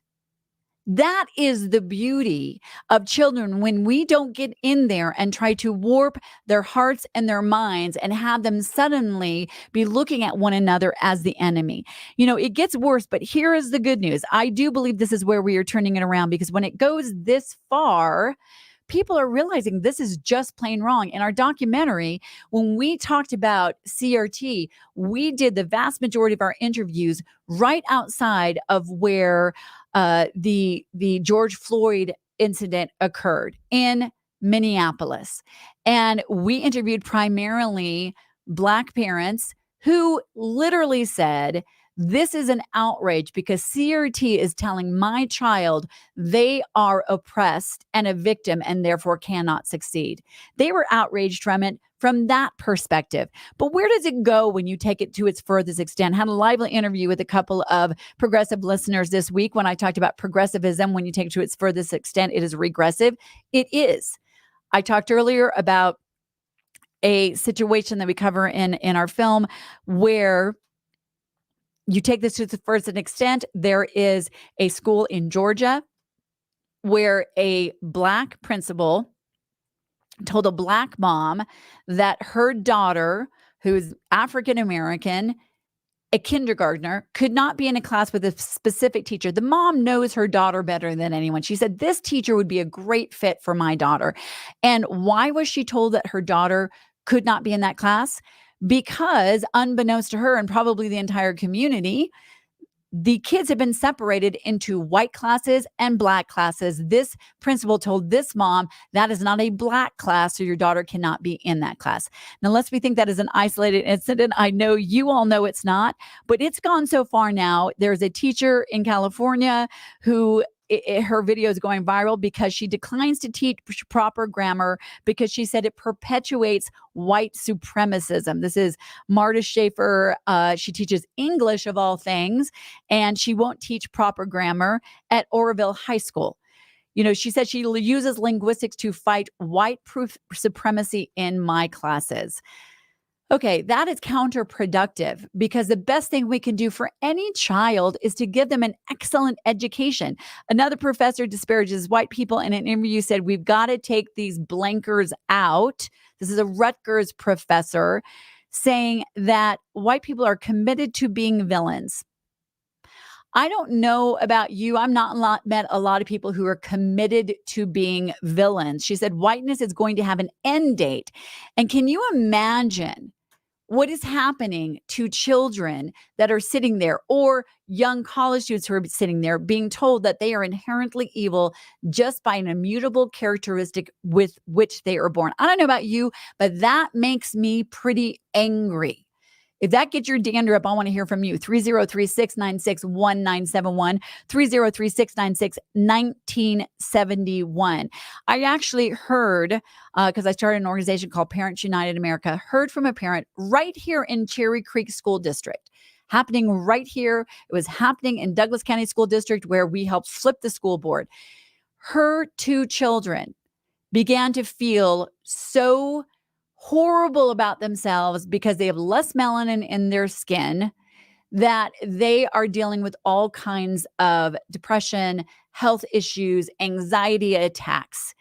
This is not what Martin Luther King Jr. and the civil rights movement was about. I've had Dr. Carol Swain on my show before, and she always talks about, let's remember civil rights are for everybody. And here's the thing, we can do something about it. Next year is a school board election. When we come back, we're going to talk about something else, another agenda that's getting pushed in schools, and not just in schools, but from our nation's capital. And that is drag queen story time in schools. Here's the thing. You're an adult. You want to go see a drag queen show. That is certainly your privilege and your right to do so. I don't want burlesque shows in our schools or our libraries, but I want to hear from you. Do you think that drag queen story time is a good thing, or is it not something you're so much a fan of? 303-696-1971, 303-696-1971. Don't go anywhere. I'm Deborah Flora, sitting in for George Brauchler. This is News Talk 710 KNUS. Want to take your favorite radio station wherever you go? Well, now there's an app for that. No matter where you are, stream your favorite shows. Tap the app to listen to podcasts. Talk back to your favorite local hosts. At the tone, leave a message. Call the show. Set your alarm. Enter contests and win prizes, all in the palm of your hand. Available now for iOS and Android devices in the App Store or Google Play. And best of all, it's free. Download today.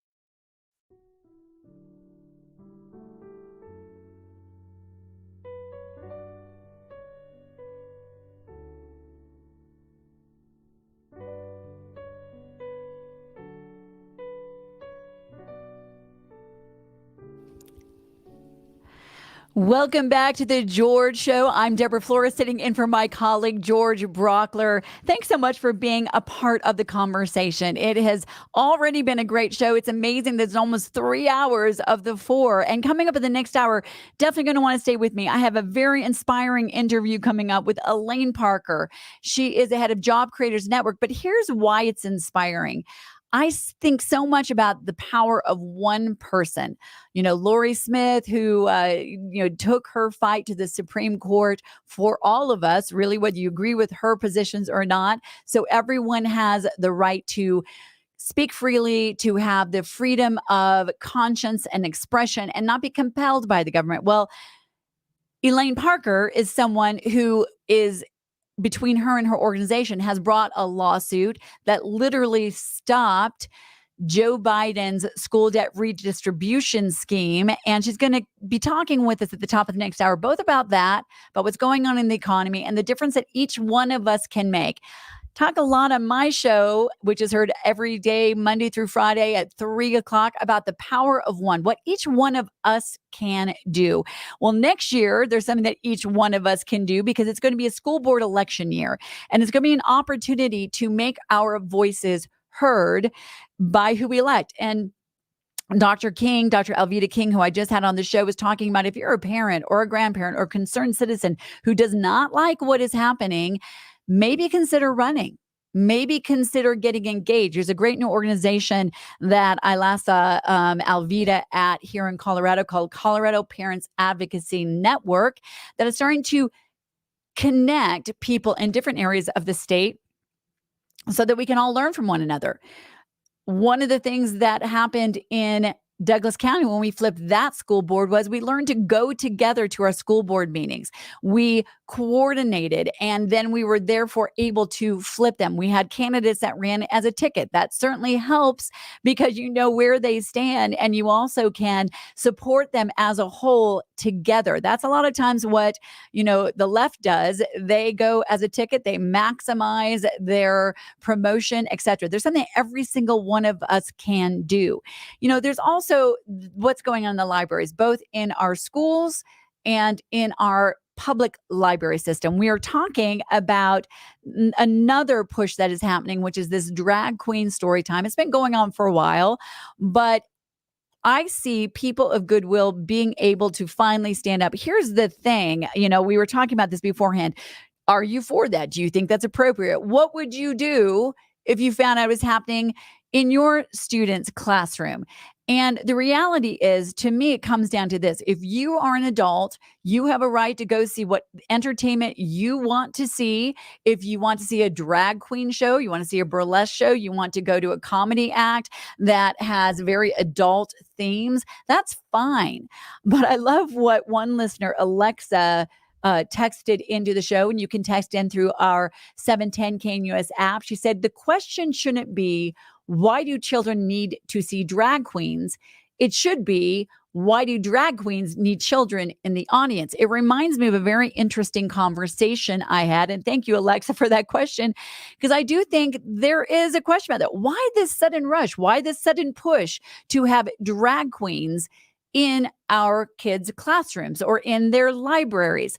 And it's interesting. I had a conversation with a friend who is a member of the LGBT community, and he was saying that he is personally, and many people in his community, are really concerned about this because there has been such a movement within the LGBT community to begin to say, look, we just want to live our lives freely as adults. We're not what people have said we were over the ages, that we're trying to, push this message to children. And they said now this push to have drag queen story time in classrooms for young children or in libraries is counteracting that.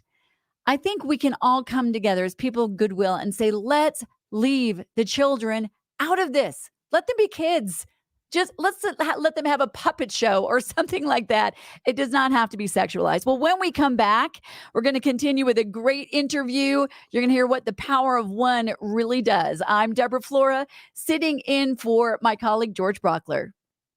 Want to take your favorite radio station wherever you go? Well, now there's an app for that. No matter where you are, stream your favorite shows. Tap the app to listen to podcasts. Talk back to your favorite local hosts. At the tone, leave a message. Call the show. Set your alarm. Enter contests and win prizes. All in the palm of your hand. Available now for iOS and Android devices in the App Store or Google Play. And best of all, it's free. Download today.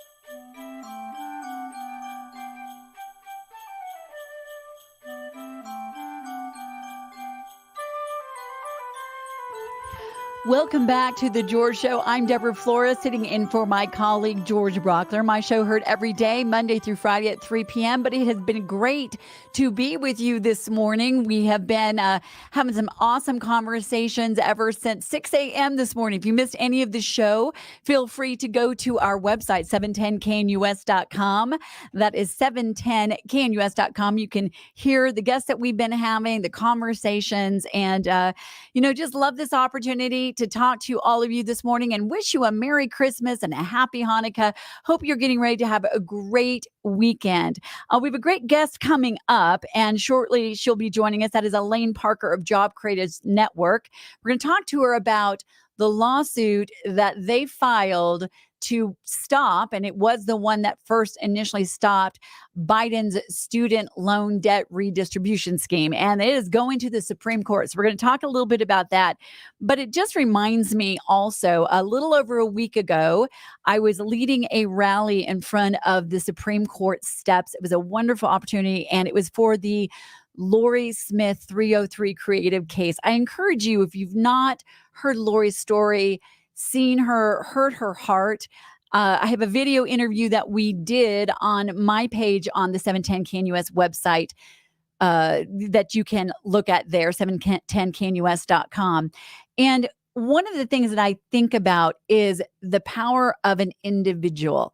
We have a lot of beachheads from which we are winning. I've talked earlier in the show about the culture, how you're making your voice heard, how even the Disney CEO who was brought back basically told the employees, time to listen to the audience, treat them with respect and not disdain them. Why are they saying listen? Because you're making your voice heard. You're voting with your dollars.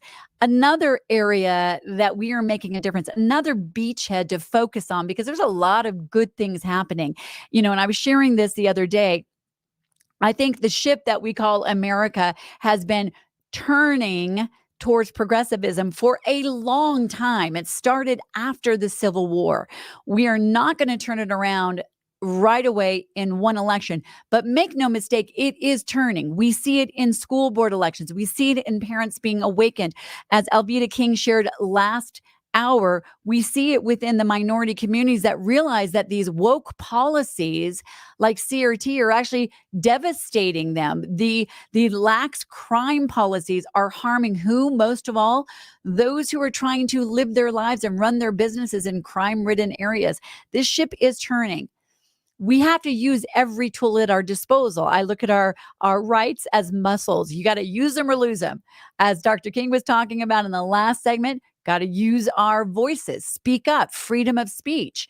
We need to use the fact that we've been given 3 branches of government that are supposed to check and balance one another. So one of the places that we are really, I believe, saving this republic is in the judicial branch. So many good news stories coming out of that. And when 303 Creative was heard in front of the Supreme Court last week, and we led the rally in front of the Supreme Court steps, it was a 4-hour rally. It ended with Lori Smith and Kristen Wagner of Alliance Defending Freedom coming down and speaking to us. We also then got to hear afterwards some of the insights that they had about what occurred. And I think we're going to be looking at either a 6-3 decision in favor of Lori Smith, and a win for Lori Smith is a win for everybody, in favor of people having the right to speak freely, to create freely according to their dearly held values, and to not be compelled by the government to convey a message that contradicts what someone believes. Compelled speech is even worse than being censored because it's one step further. And I think we're either going to see a 6-3 or a 7-2 decision in that case. And the reason why is even Elaine Kagan, of all people, hardly what you would call a conservative justice, even she saw the stark clarity of what would happen. Of course, this case came out of Colorado. Once again, our misnamed Colorado Civil Rights Commission, which repeatedly trounces on the rights of the civil rights of certain groups of people, predominantly those of faith. And by the way, this issue is an issue of faith, not just for Christians, but Muslims, Jewish people, the Mormon community. What they have been doing is targeting a certain group. This is the answer, and hopefully the exclamation point, this case 303 Creative, the exclamation point to what they noticed with Jack Phillips. And the court is even more constitutionally rooted than it was in the Jack Phillips case. In that case, basically, they simply said that the Colorado Civil Rights Commission was unfairly hostile towards people of faith, because at the same time they were telling Jack Phillips that he had to make a cake for a same-sex marriage that he did not agree with. He also won't make it for Halloween or alcohol or anything like that. They, at the same time, told a secular baker they did not have to bake a cake with scripture on it. They were right in that instance and wrong when it comes to faith. The 303 Creative case is the opportunity now for the Supreme Court, and I believe it will be a 6-3 or a 7-2 decision, because even Elaine Kagan asked the representative solicitor general from Colorado and Phil Weiser, our own attorney general that was there, she said, if you can force Lori Smith to have to say something counter to her views, then basically you can force anyone. You can force the LGBT T-shirt maker, website designer to perhaps convey a message that is of a Catholic organization where they are pro-traditional marriage and not other marriage. She asked that question and she said it was a plug and play website, then that would be one thing. But the moment that creative expression is involved, that's where it gets dicey. So I think that's exciting. Well, my next guest who's going to be joining us, Elaine Parker, is part of this movement to remember that we have the judicial branch to stand up against things that are unfair, unconstitutional, and just plain wrong. So I'm so grateful to have joining me on this show, Elaine Parker. She is the president of Job Creators Network. She has taken a great stand. She's also the chief communications officer. So I'm going to bring Elaine on the show. Elaine, thank you so much for joining me. I'm Deborah Flora, News Talk 710 KNUS. Hey, Deborah, thanks so much for having me. Absolutely. I enjoyed our conversation when you joined me on my show, and now we get to have another audience hear where we stand. And by the way, it seems since the last time that we spoke, your case, the one that you brought to stop the really unconstitutional Biden policy of student loan debt redistribution, it has gone to the next level. Is this the case that the Supreme Court has just said they are also going to hear? Yes, we're very, very pleased with the fact that the Supreme Court on Monday, we did hear that they accepted the case. This case was originally petitioned by the Department of Justice on the previous Friday, once they found out that they had lost their appeal in the Fifth Circuit. And just for a recap for your audience, yes, we filed against the Biden administration in October, and last month, November 10th, a Texas district judge ruled in our favor and vacated the entire program. He found that it was illegal and executive overreach. And he called it the largest exercise of legislative power without congressional authority in the history of the United States. And he went on to equate what Joe Biden did as the very definition of tyranny. Wow. Because the reality is that the HEROES Act, which is what they're claiming they have the authority to do this program under, it was never meant to establish a $400 billion forgiveness program. It was meant for our men and women fighting overseas to defer their payments while they were fighting the war right after the 9/11 attacks. And that is what that Congress, when they passed that was what was on their mind. That was what they intended to use it for. They never intended that or thought that or foresaw that a president would just unilaterally come up with a program in the dark of night in a back room and come up with an arbitrary program using the HEROES Act as their congressional authority. And we were very thankful that the district judge saw it that way. The Fifth Circuit, which the DOJ appealed to, immediately, it was a 3-panel judge, and it was a Obama-appointed judge, it was a Bush-appointed judge, and it was a Trump-appointed judge. And believe it or not, unanimously, they all denied the appeal, and that's why they went to the Supreme Court. So we're very excited. They are going to hear oral arguments at the end of February, possibly the beginning of March. That date is still being set. It will be heard in addition to the state's case that's been brought. They will be heard as two separate cases, two separate hearings. But probably heard the same day. So we feel very confident in the merits of our case, and we look forward to presenting those facts. Yeah, I think it is encouraging actually that they took this case, just like I was encouraged that the Supreme Court took the 303 creative Lori Smith case, fairly soon after the Jack Phillips case, because it's an opportunity to make the more fundamental ruling. The fact that the Supreme Court is hearing both of these cases, and I love what you shared about federal judge Mark Pittman, who really hit the nail on the head. He said, this is a violation because unelected administrators who are not directly, this is a quote, who are not directly accountable to the populace are forced to justify their quasi-legislative rulemaking. The reality is, even the HERO Act that you talked about, which is now being misused, that was passed by Congress, the way it's supposed to be, the legislative branch. And obviously, the executive orders coming out of the executive branch are getting so abused now.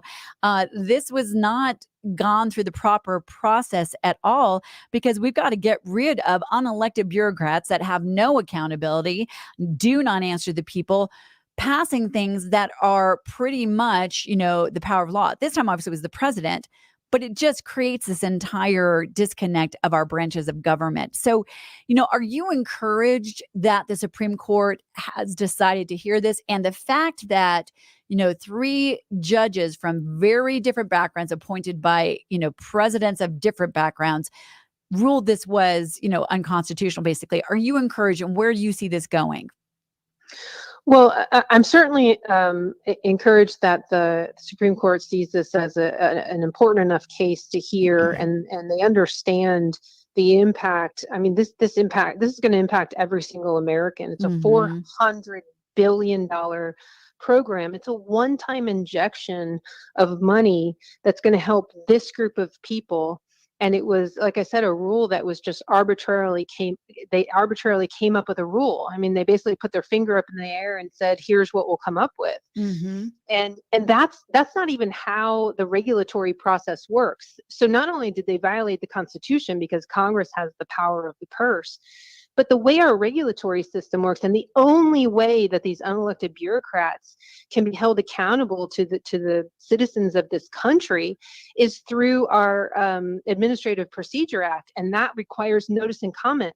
So if you assume for just a moment, just for grins, that that somehow they have the authority under the HEROES Act, they didn't go through notice and comment. They denied every single American their right to have their voices heard in the promulgation of new rules. And that is what our plaintiffs in our case that we're supporting are claiming, is that it centers around the fact that they didn't get to have their voice heard. Yes. And then we further go on to say that they don't have, on the merits of the case, they don't have the authority under the HEROES Act. So that's really the basis of our case. Yeah, absolutely. And I love the fact that you guys proactively took this on, that others have, the states that came together. I think it was in the Missouri case, because if we don't use the judicial system for what it is supposed to be, a balance of power, a check on power, then you really do have a person with a pen, single, one human being in the Oval Office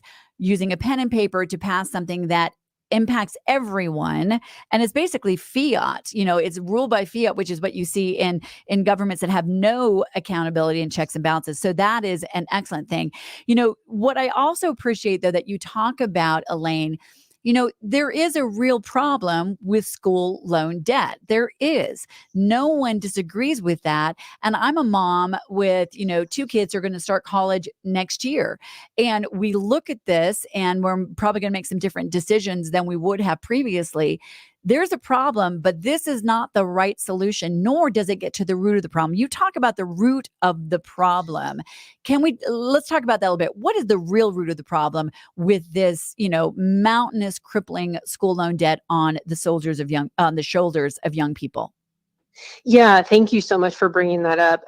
So we agree that there's a student loan crisis. And this is away from that whole moral argument, the moral hazard argument of people who didn't go to college and why should they pay for this?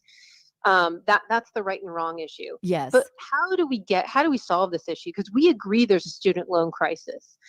There are real structural problems within our student lending process that Congress has to address. And part of the problem happened in the Obama administration when Obama got rid of the banks and took the federal lending process up to the federal government, and put them in charge of loaning money. That is not their purpose.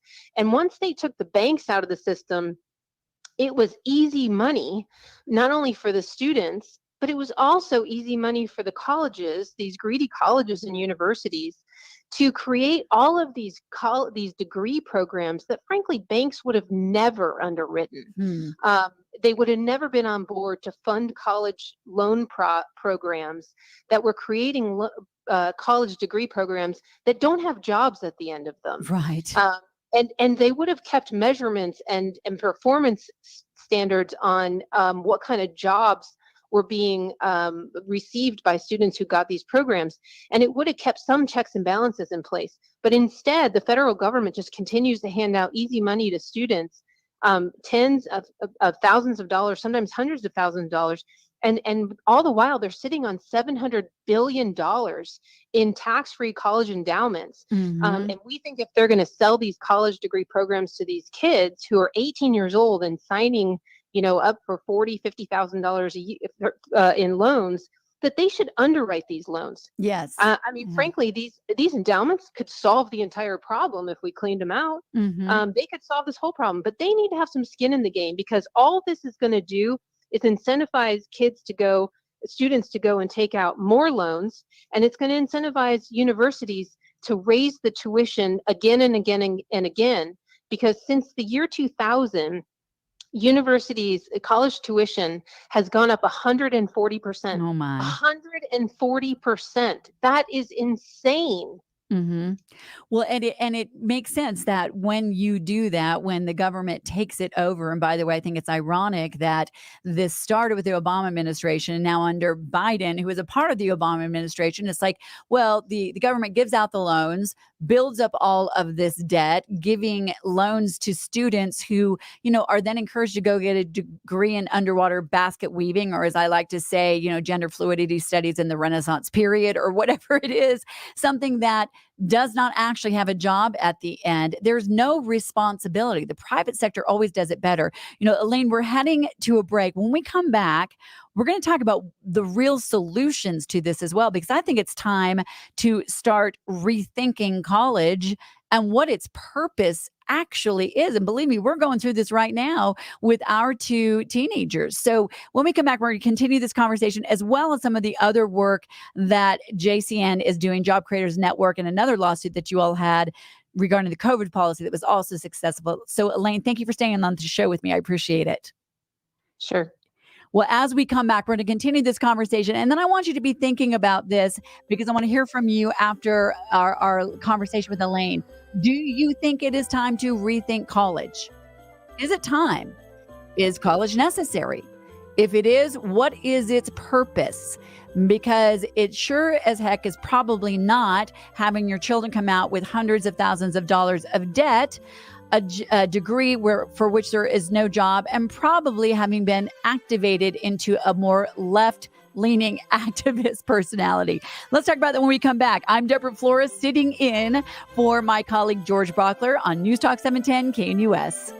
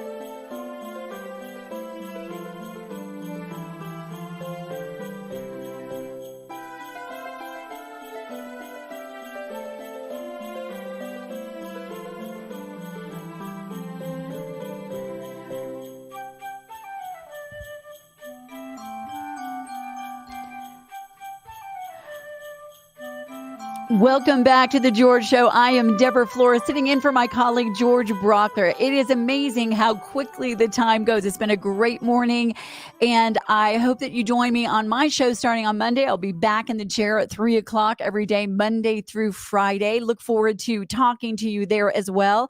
We've been having a great conversation with our guest, Elaine Parker, and we are talking about the fact that the Supreme Court of the United States of America this week has agreed to hear the case that Elaine, as president of Job Creators Network and chief communications officer, helped bring to the forefront. That is the case that stopped Joe Biden's school loan debt redistribution scheme in its tracks, and now it's going to be going to the highest court of the land. Elaine, thank you so much for continuing on the show. I really appreciate it. Absolutely, Deborah. It's great to be here. Absolutely. Well, we started hitting on the core issue because not only is this school loan debt redistribution unconstitutional because it was done with just paper and pen, basically by fiat, not what the executive branch is supposed to do. Obviously, that is the legislative branch. And Mark Pittman, the federal judge, clearly call that out. There is the moral issue that you talked about, which is, those who did not go to college, who did not accumulate this debt or paid it all off, should they be forced to pay for the college for others? But then what I always like that we get to is the root issue. What should be done about it? Because there is a loan tsunami, not tsunami, because that means it's coming. There's a loan issue that is crippling so many young people, but at its heart, the real cause are colleges that you shared before the break. College tuition has gone up 140% since 2000. What can be done in this direction to fix this issue? Because, as long as people keep paying it or the government funds it with our tax dollars, students are still going to be paying these fees to colleges that should not be taking that much. First of all, where does their money go and what can we do about it?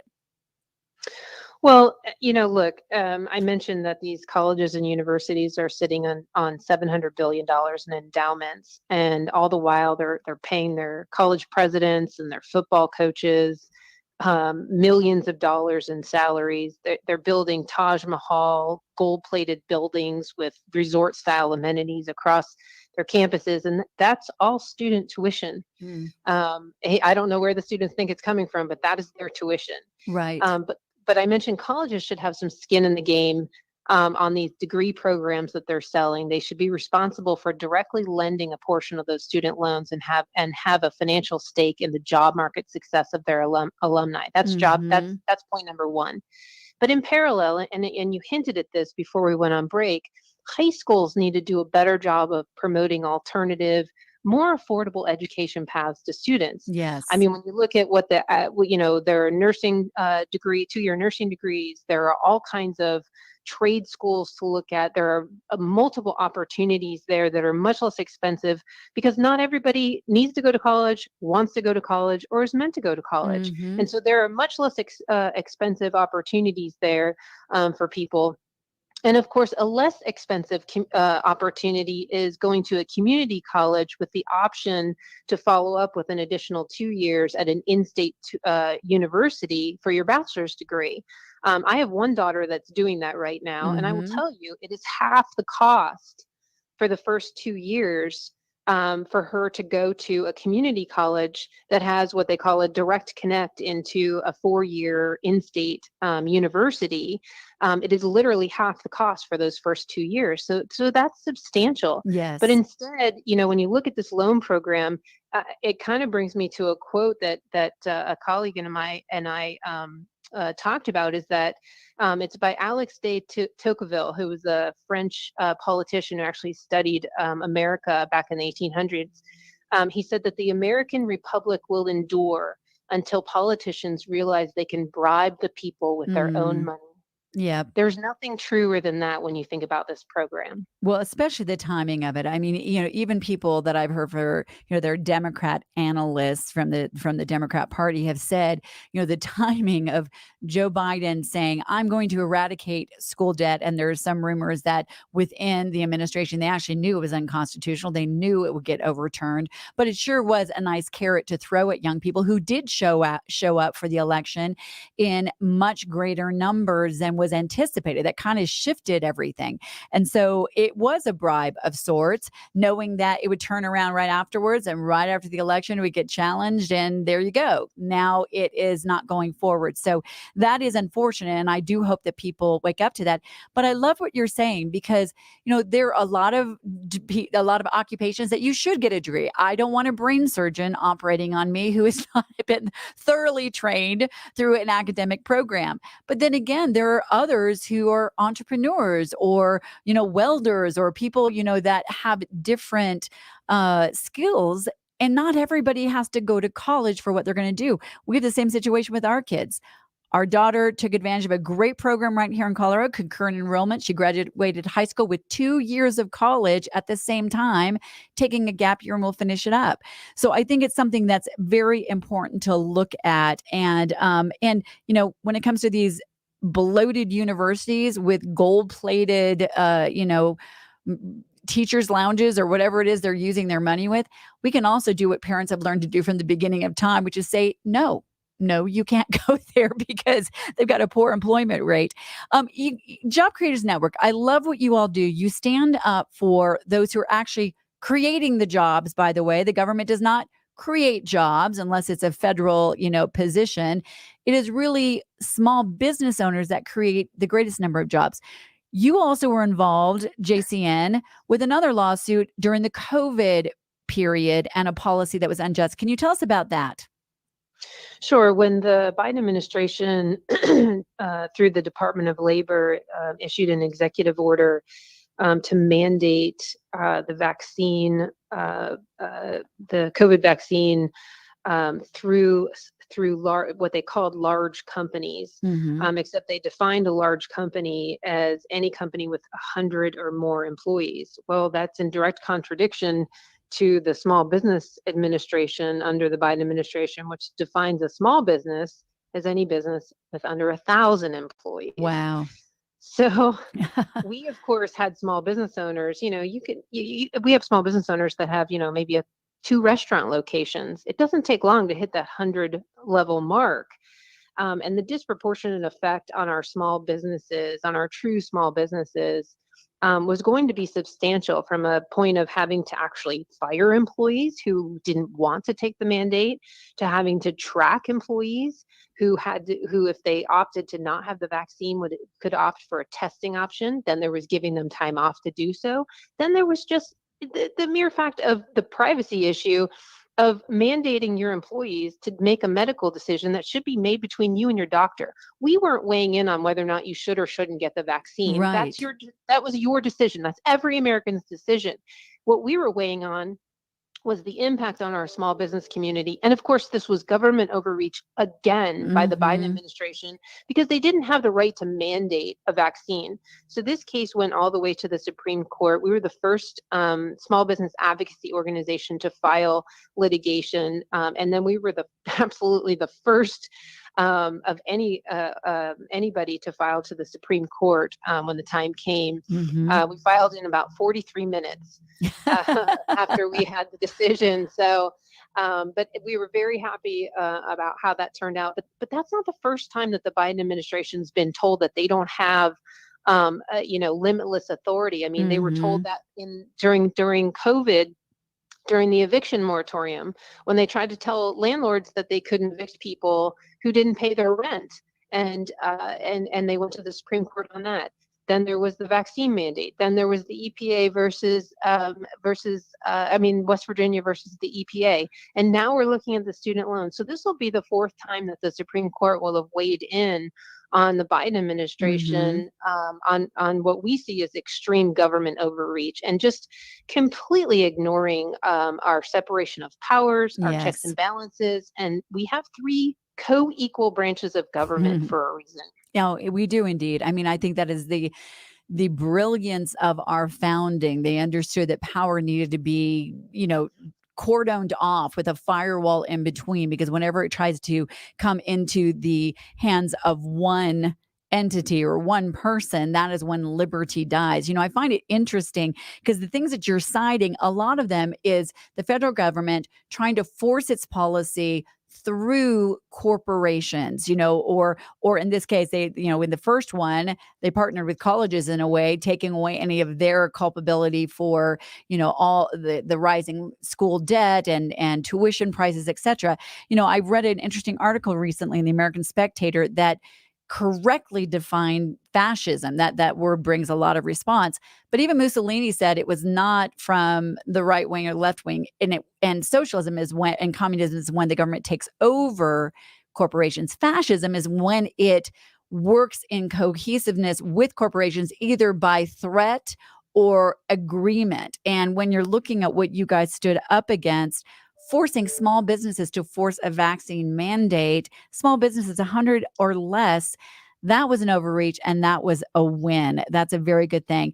Well, before we go, Elaine, I want people to know more about the great work that you all do at Job Creators Network. Where can they find more information?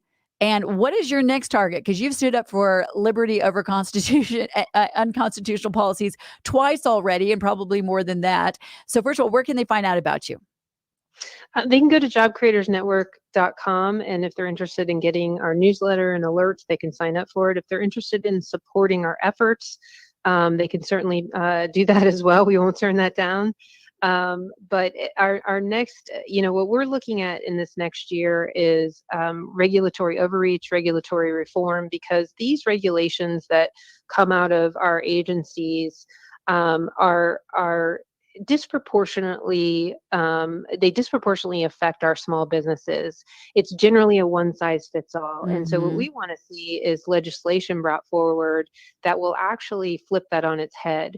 Instead of by default small businesses being included in every new regulation, we want small businesses automatically exempt from every new regulation unless Congress does the real work to prove that there will not be a disproportionate negative effect on our small businesses. Yeah, and that's a big if. If Congress does its real work, we were talking yesterday about how they don't really do their job, and so it's often taken over by others. But, I just want to end with this. I am a small business owner with my husband, so I thank you for what you are doing, because that is where the vast majority of jobs are created, as in your Tile Job Creators Network.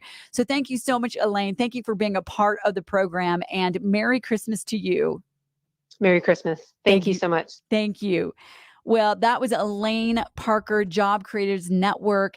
The good news, we have the judicial branch. There is so much that is happening there that is common sense, constitutionally oriented. When we come back, I'm going to share a little bit more about some wins that we have there, some insights from when we led the rally, when I was asked to lead the rally in front of the Supreme Court steps just a little over a week ago.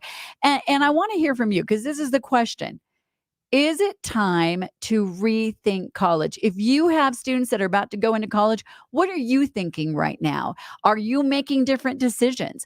Do you think that college should be mandatory for everybody? Not mandatory, but as it is, it's basically encouraged for everyone. What is your perspective on that? Or if you're someone who is still dealing with student loan debt, how do you feel about the fact that tuition went up 140% since 2000? Look forward to hearing from you. 303-696-1971, 303-696-1971. I'm Deborah Flora, sitting in for my colleague, George Brauchler. We'll be back. News Talk 710 KNUS. Want to take your favorite radio station wherever you go? Well, now there's an app for that. No matter where you are, stream your favorite shows. Tap the app to listen to podcasts. Talk back to your favorite local hosts. At the tone, leave a message. Call the show. Set your alarm. Enter contests and win prizes.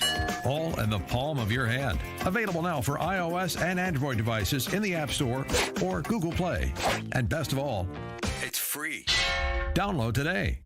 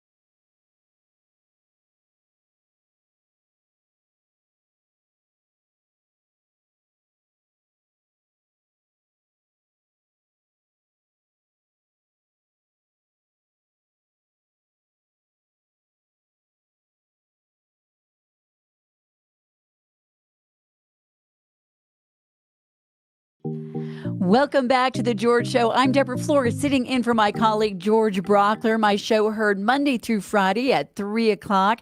So great to be with you today and yesterday. Wow, it's amazing how fast 4 hours can actually go. And that's because we've been having some great conversations, hearing from some great listeners.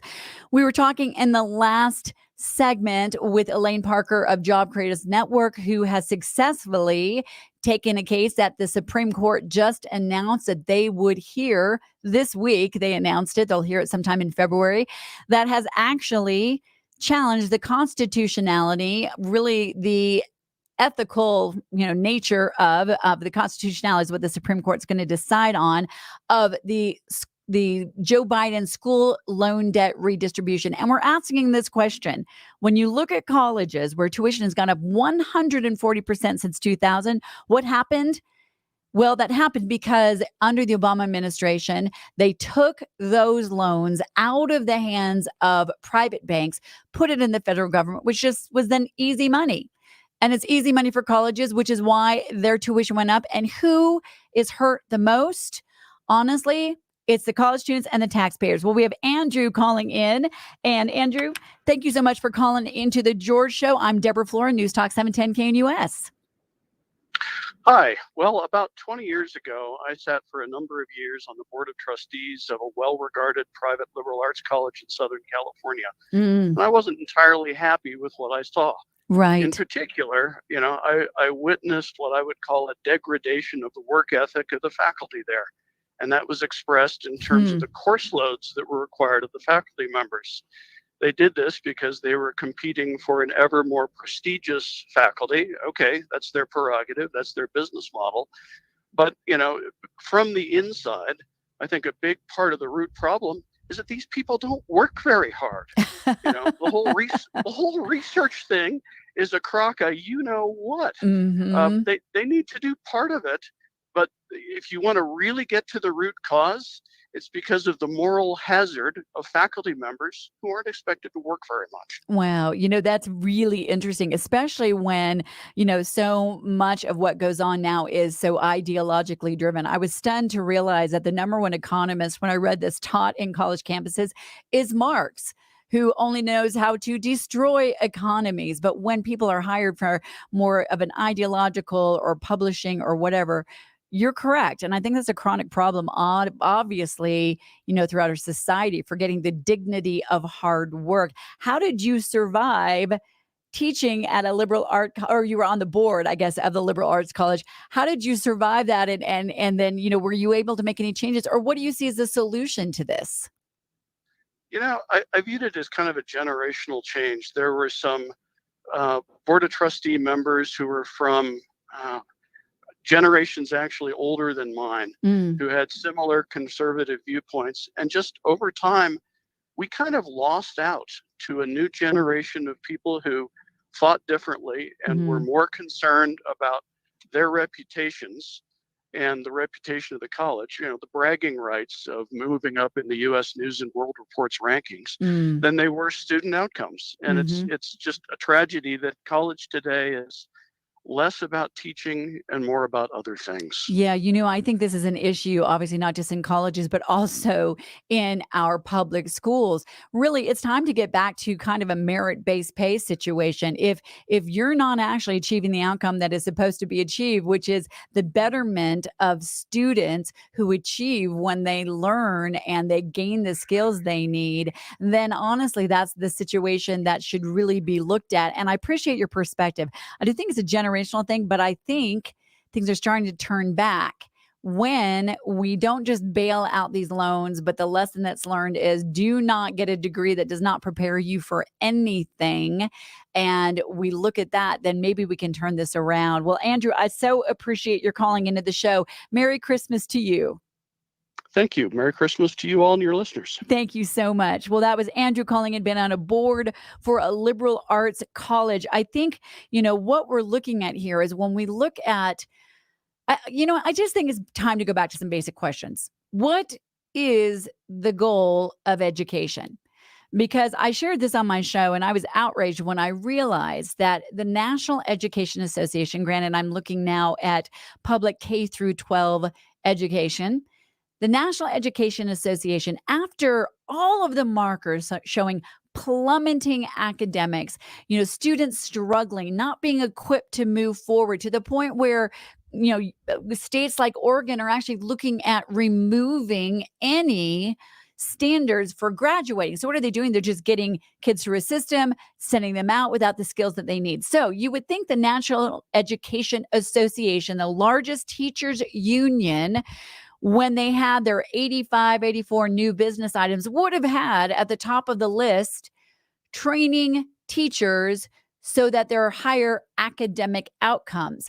Well, that was actually not one of the 84, 85 new business items. What was that the National Education Association was pushing were things like making sure that there is gender inclusive language and students are discouraged from saying mother and father and instead birthing parent and non-birthing parent or parent one and parent two.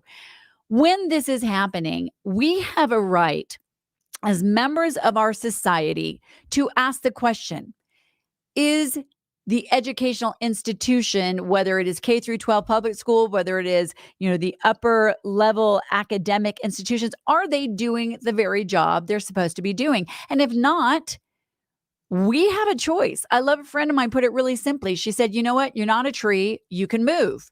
Now, it's not always easy for everyone to do, but if your child is in a failing school or is in a school where they are being indoctrinated, there's all kinds of things that are springing up. I think if we continue to fan this flame, we're going to see a true revolution in education. There are micro schools that are springing up. Parents that just got together and said, you know what, this isn't working. I can't afford a homeschool because I need to work. That's a lot of issues for single parents or households where both parents have to work, especially in this economy. But let's join together. Let's do a micro school. That's happening. There are scholarship opportunities. There are charter schools. There's all sorts of things that we can do and we should do because we need to communicate. Here is a bright spot. Teachers. If you are a teacher in a public school, guess what? You don't have to stay in the teachers' unions. We want to eradicate their power. Let's stop them from getting so many of your hard-earned tax dollars. In Oregon, of all places, the number of teachers that are a part of teachers' unions is plummeting. Because people are finally waking up. Sometimes things have to get so bad for people to wake up and realize there are other options. A lot of teachers are realizing that there are other ways for them to get their insurance or their, any kind of insurance they need as far as liability or health insurance. In fact, there are great organizations that provide that for a lower amount than the teachers' unions, and you will not be forced to support pretty much doctrines that may be counter to what you believe in. By the way, the teachers unions give away millions of dollars and 99 to 100% of it goes towards Democrat policies. It is a circular loop. And if you have a disagreement, you're not able to make your voice heard. Here's a way to do it. Leave the teachers unions. At the end of our documentary, Whose Children Are They? And I'm only saying this because people ask me all the time. You can find it at whosechildrenarethay.com.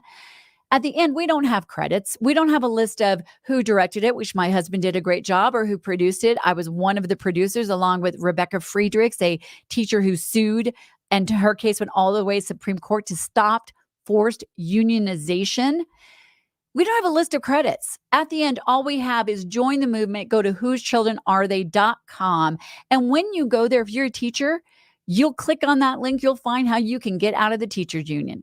If you're a parent, you'll click on that link. You'll find a way to make your voice heard. We're not trees. We can move. And there's a lot of better options out there. For us personally, we're no longer thinking every single person has to go to college in a traditional sense. Our daughter, who's one of the smartest people I know, may never go to a regular college. She would have done amazingly, but her profession may not need it. And honestly, it's time to let these institutions know, no, you cannot have all our money and our children's hearts and souls to do with as you please. We are the parents. They're our children. given to us by God. They do not belong to the state. Well, it's been a great time talking with you today. Please join me on Monday for my show. And also the George Show will continue next week. Thank you so much. Merry Christmas. God bless you. And may God continue to bless the United States of America. Best idea of governance and the history of mankind. Have a great day.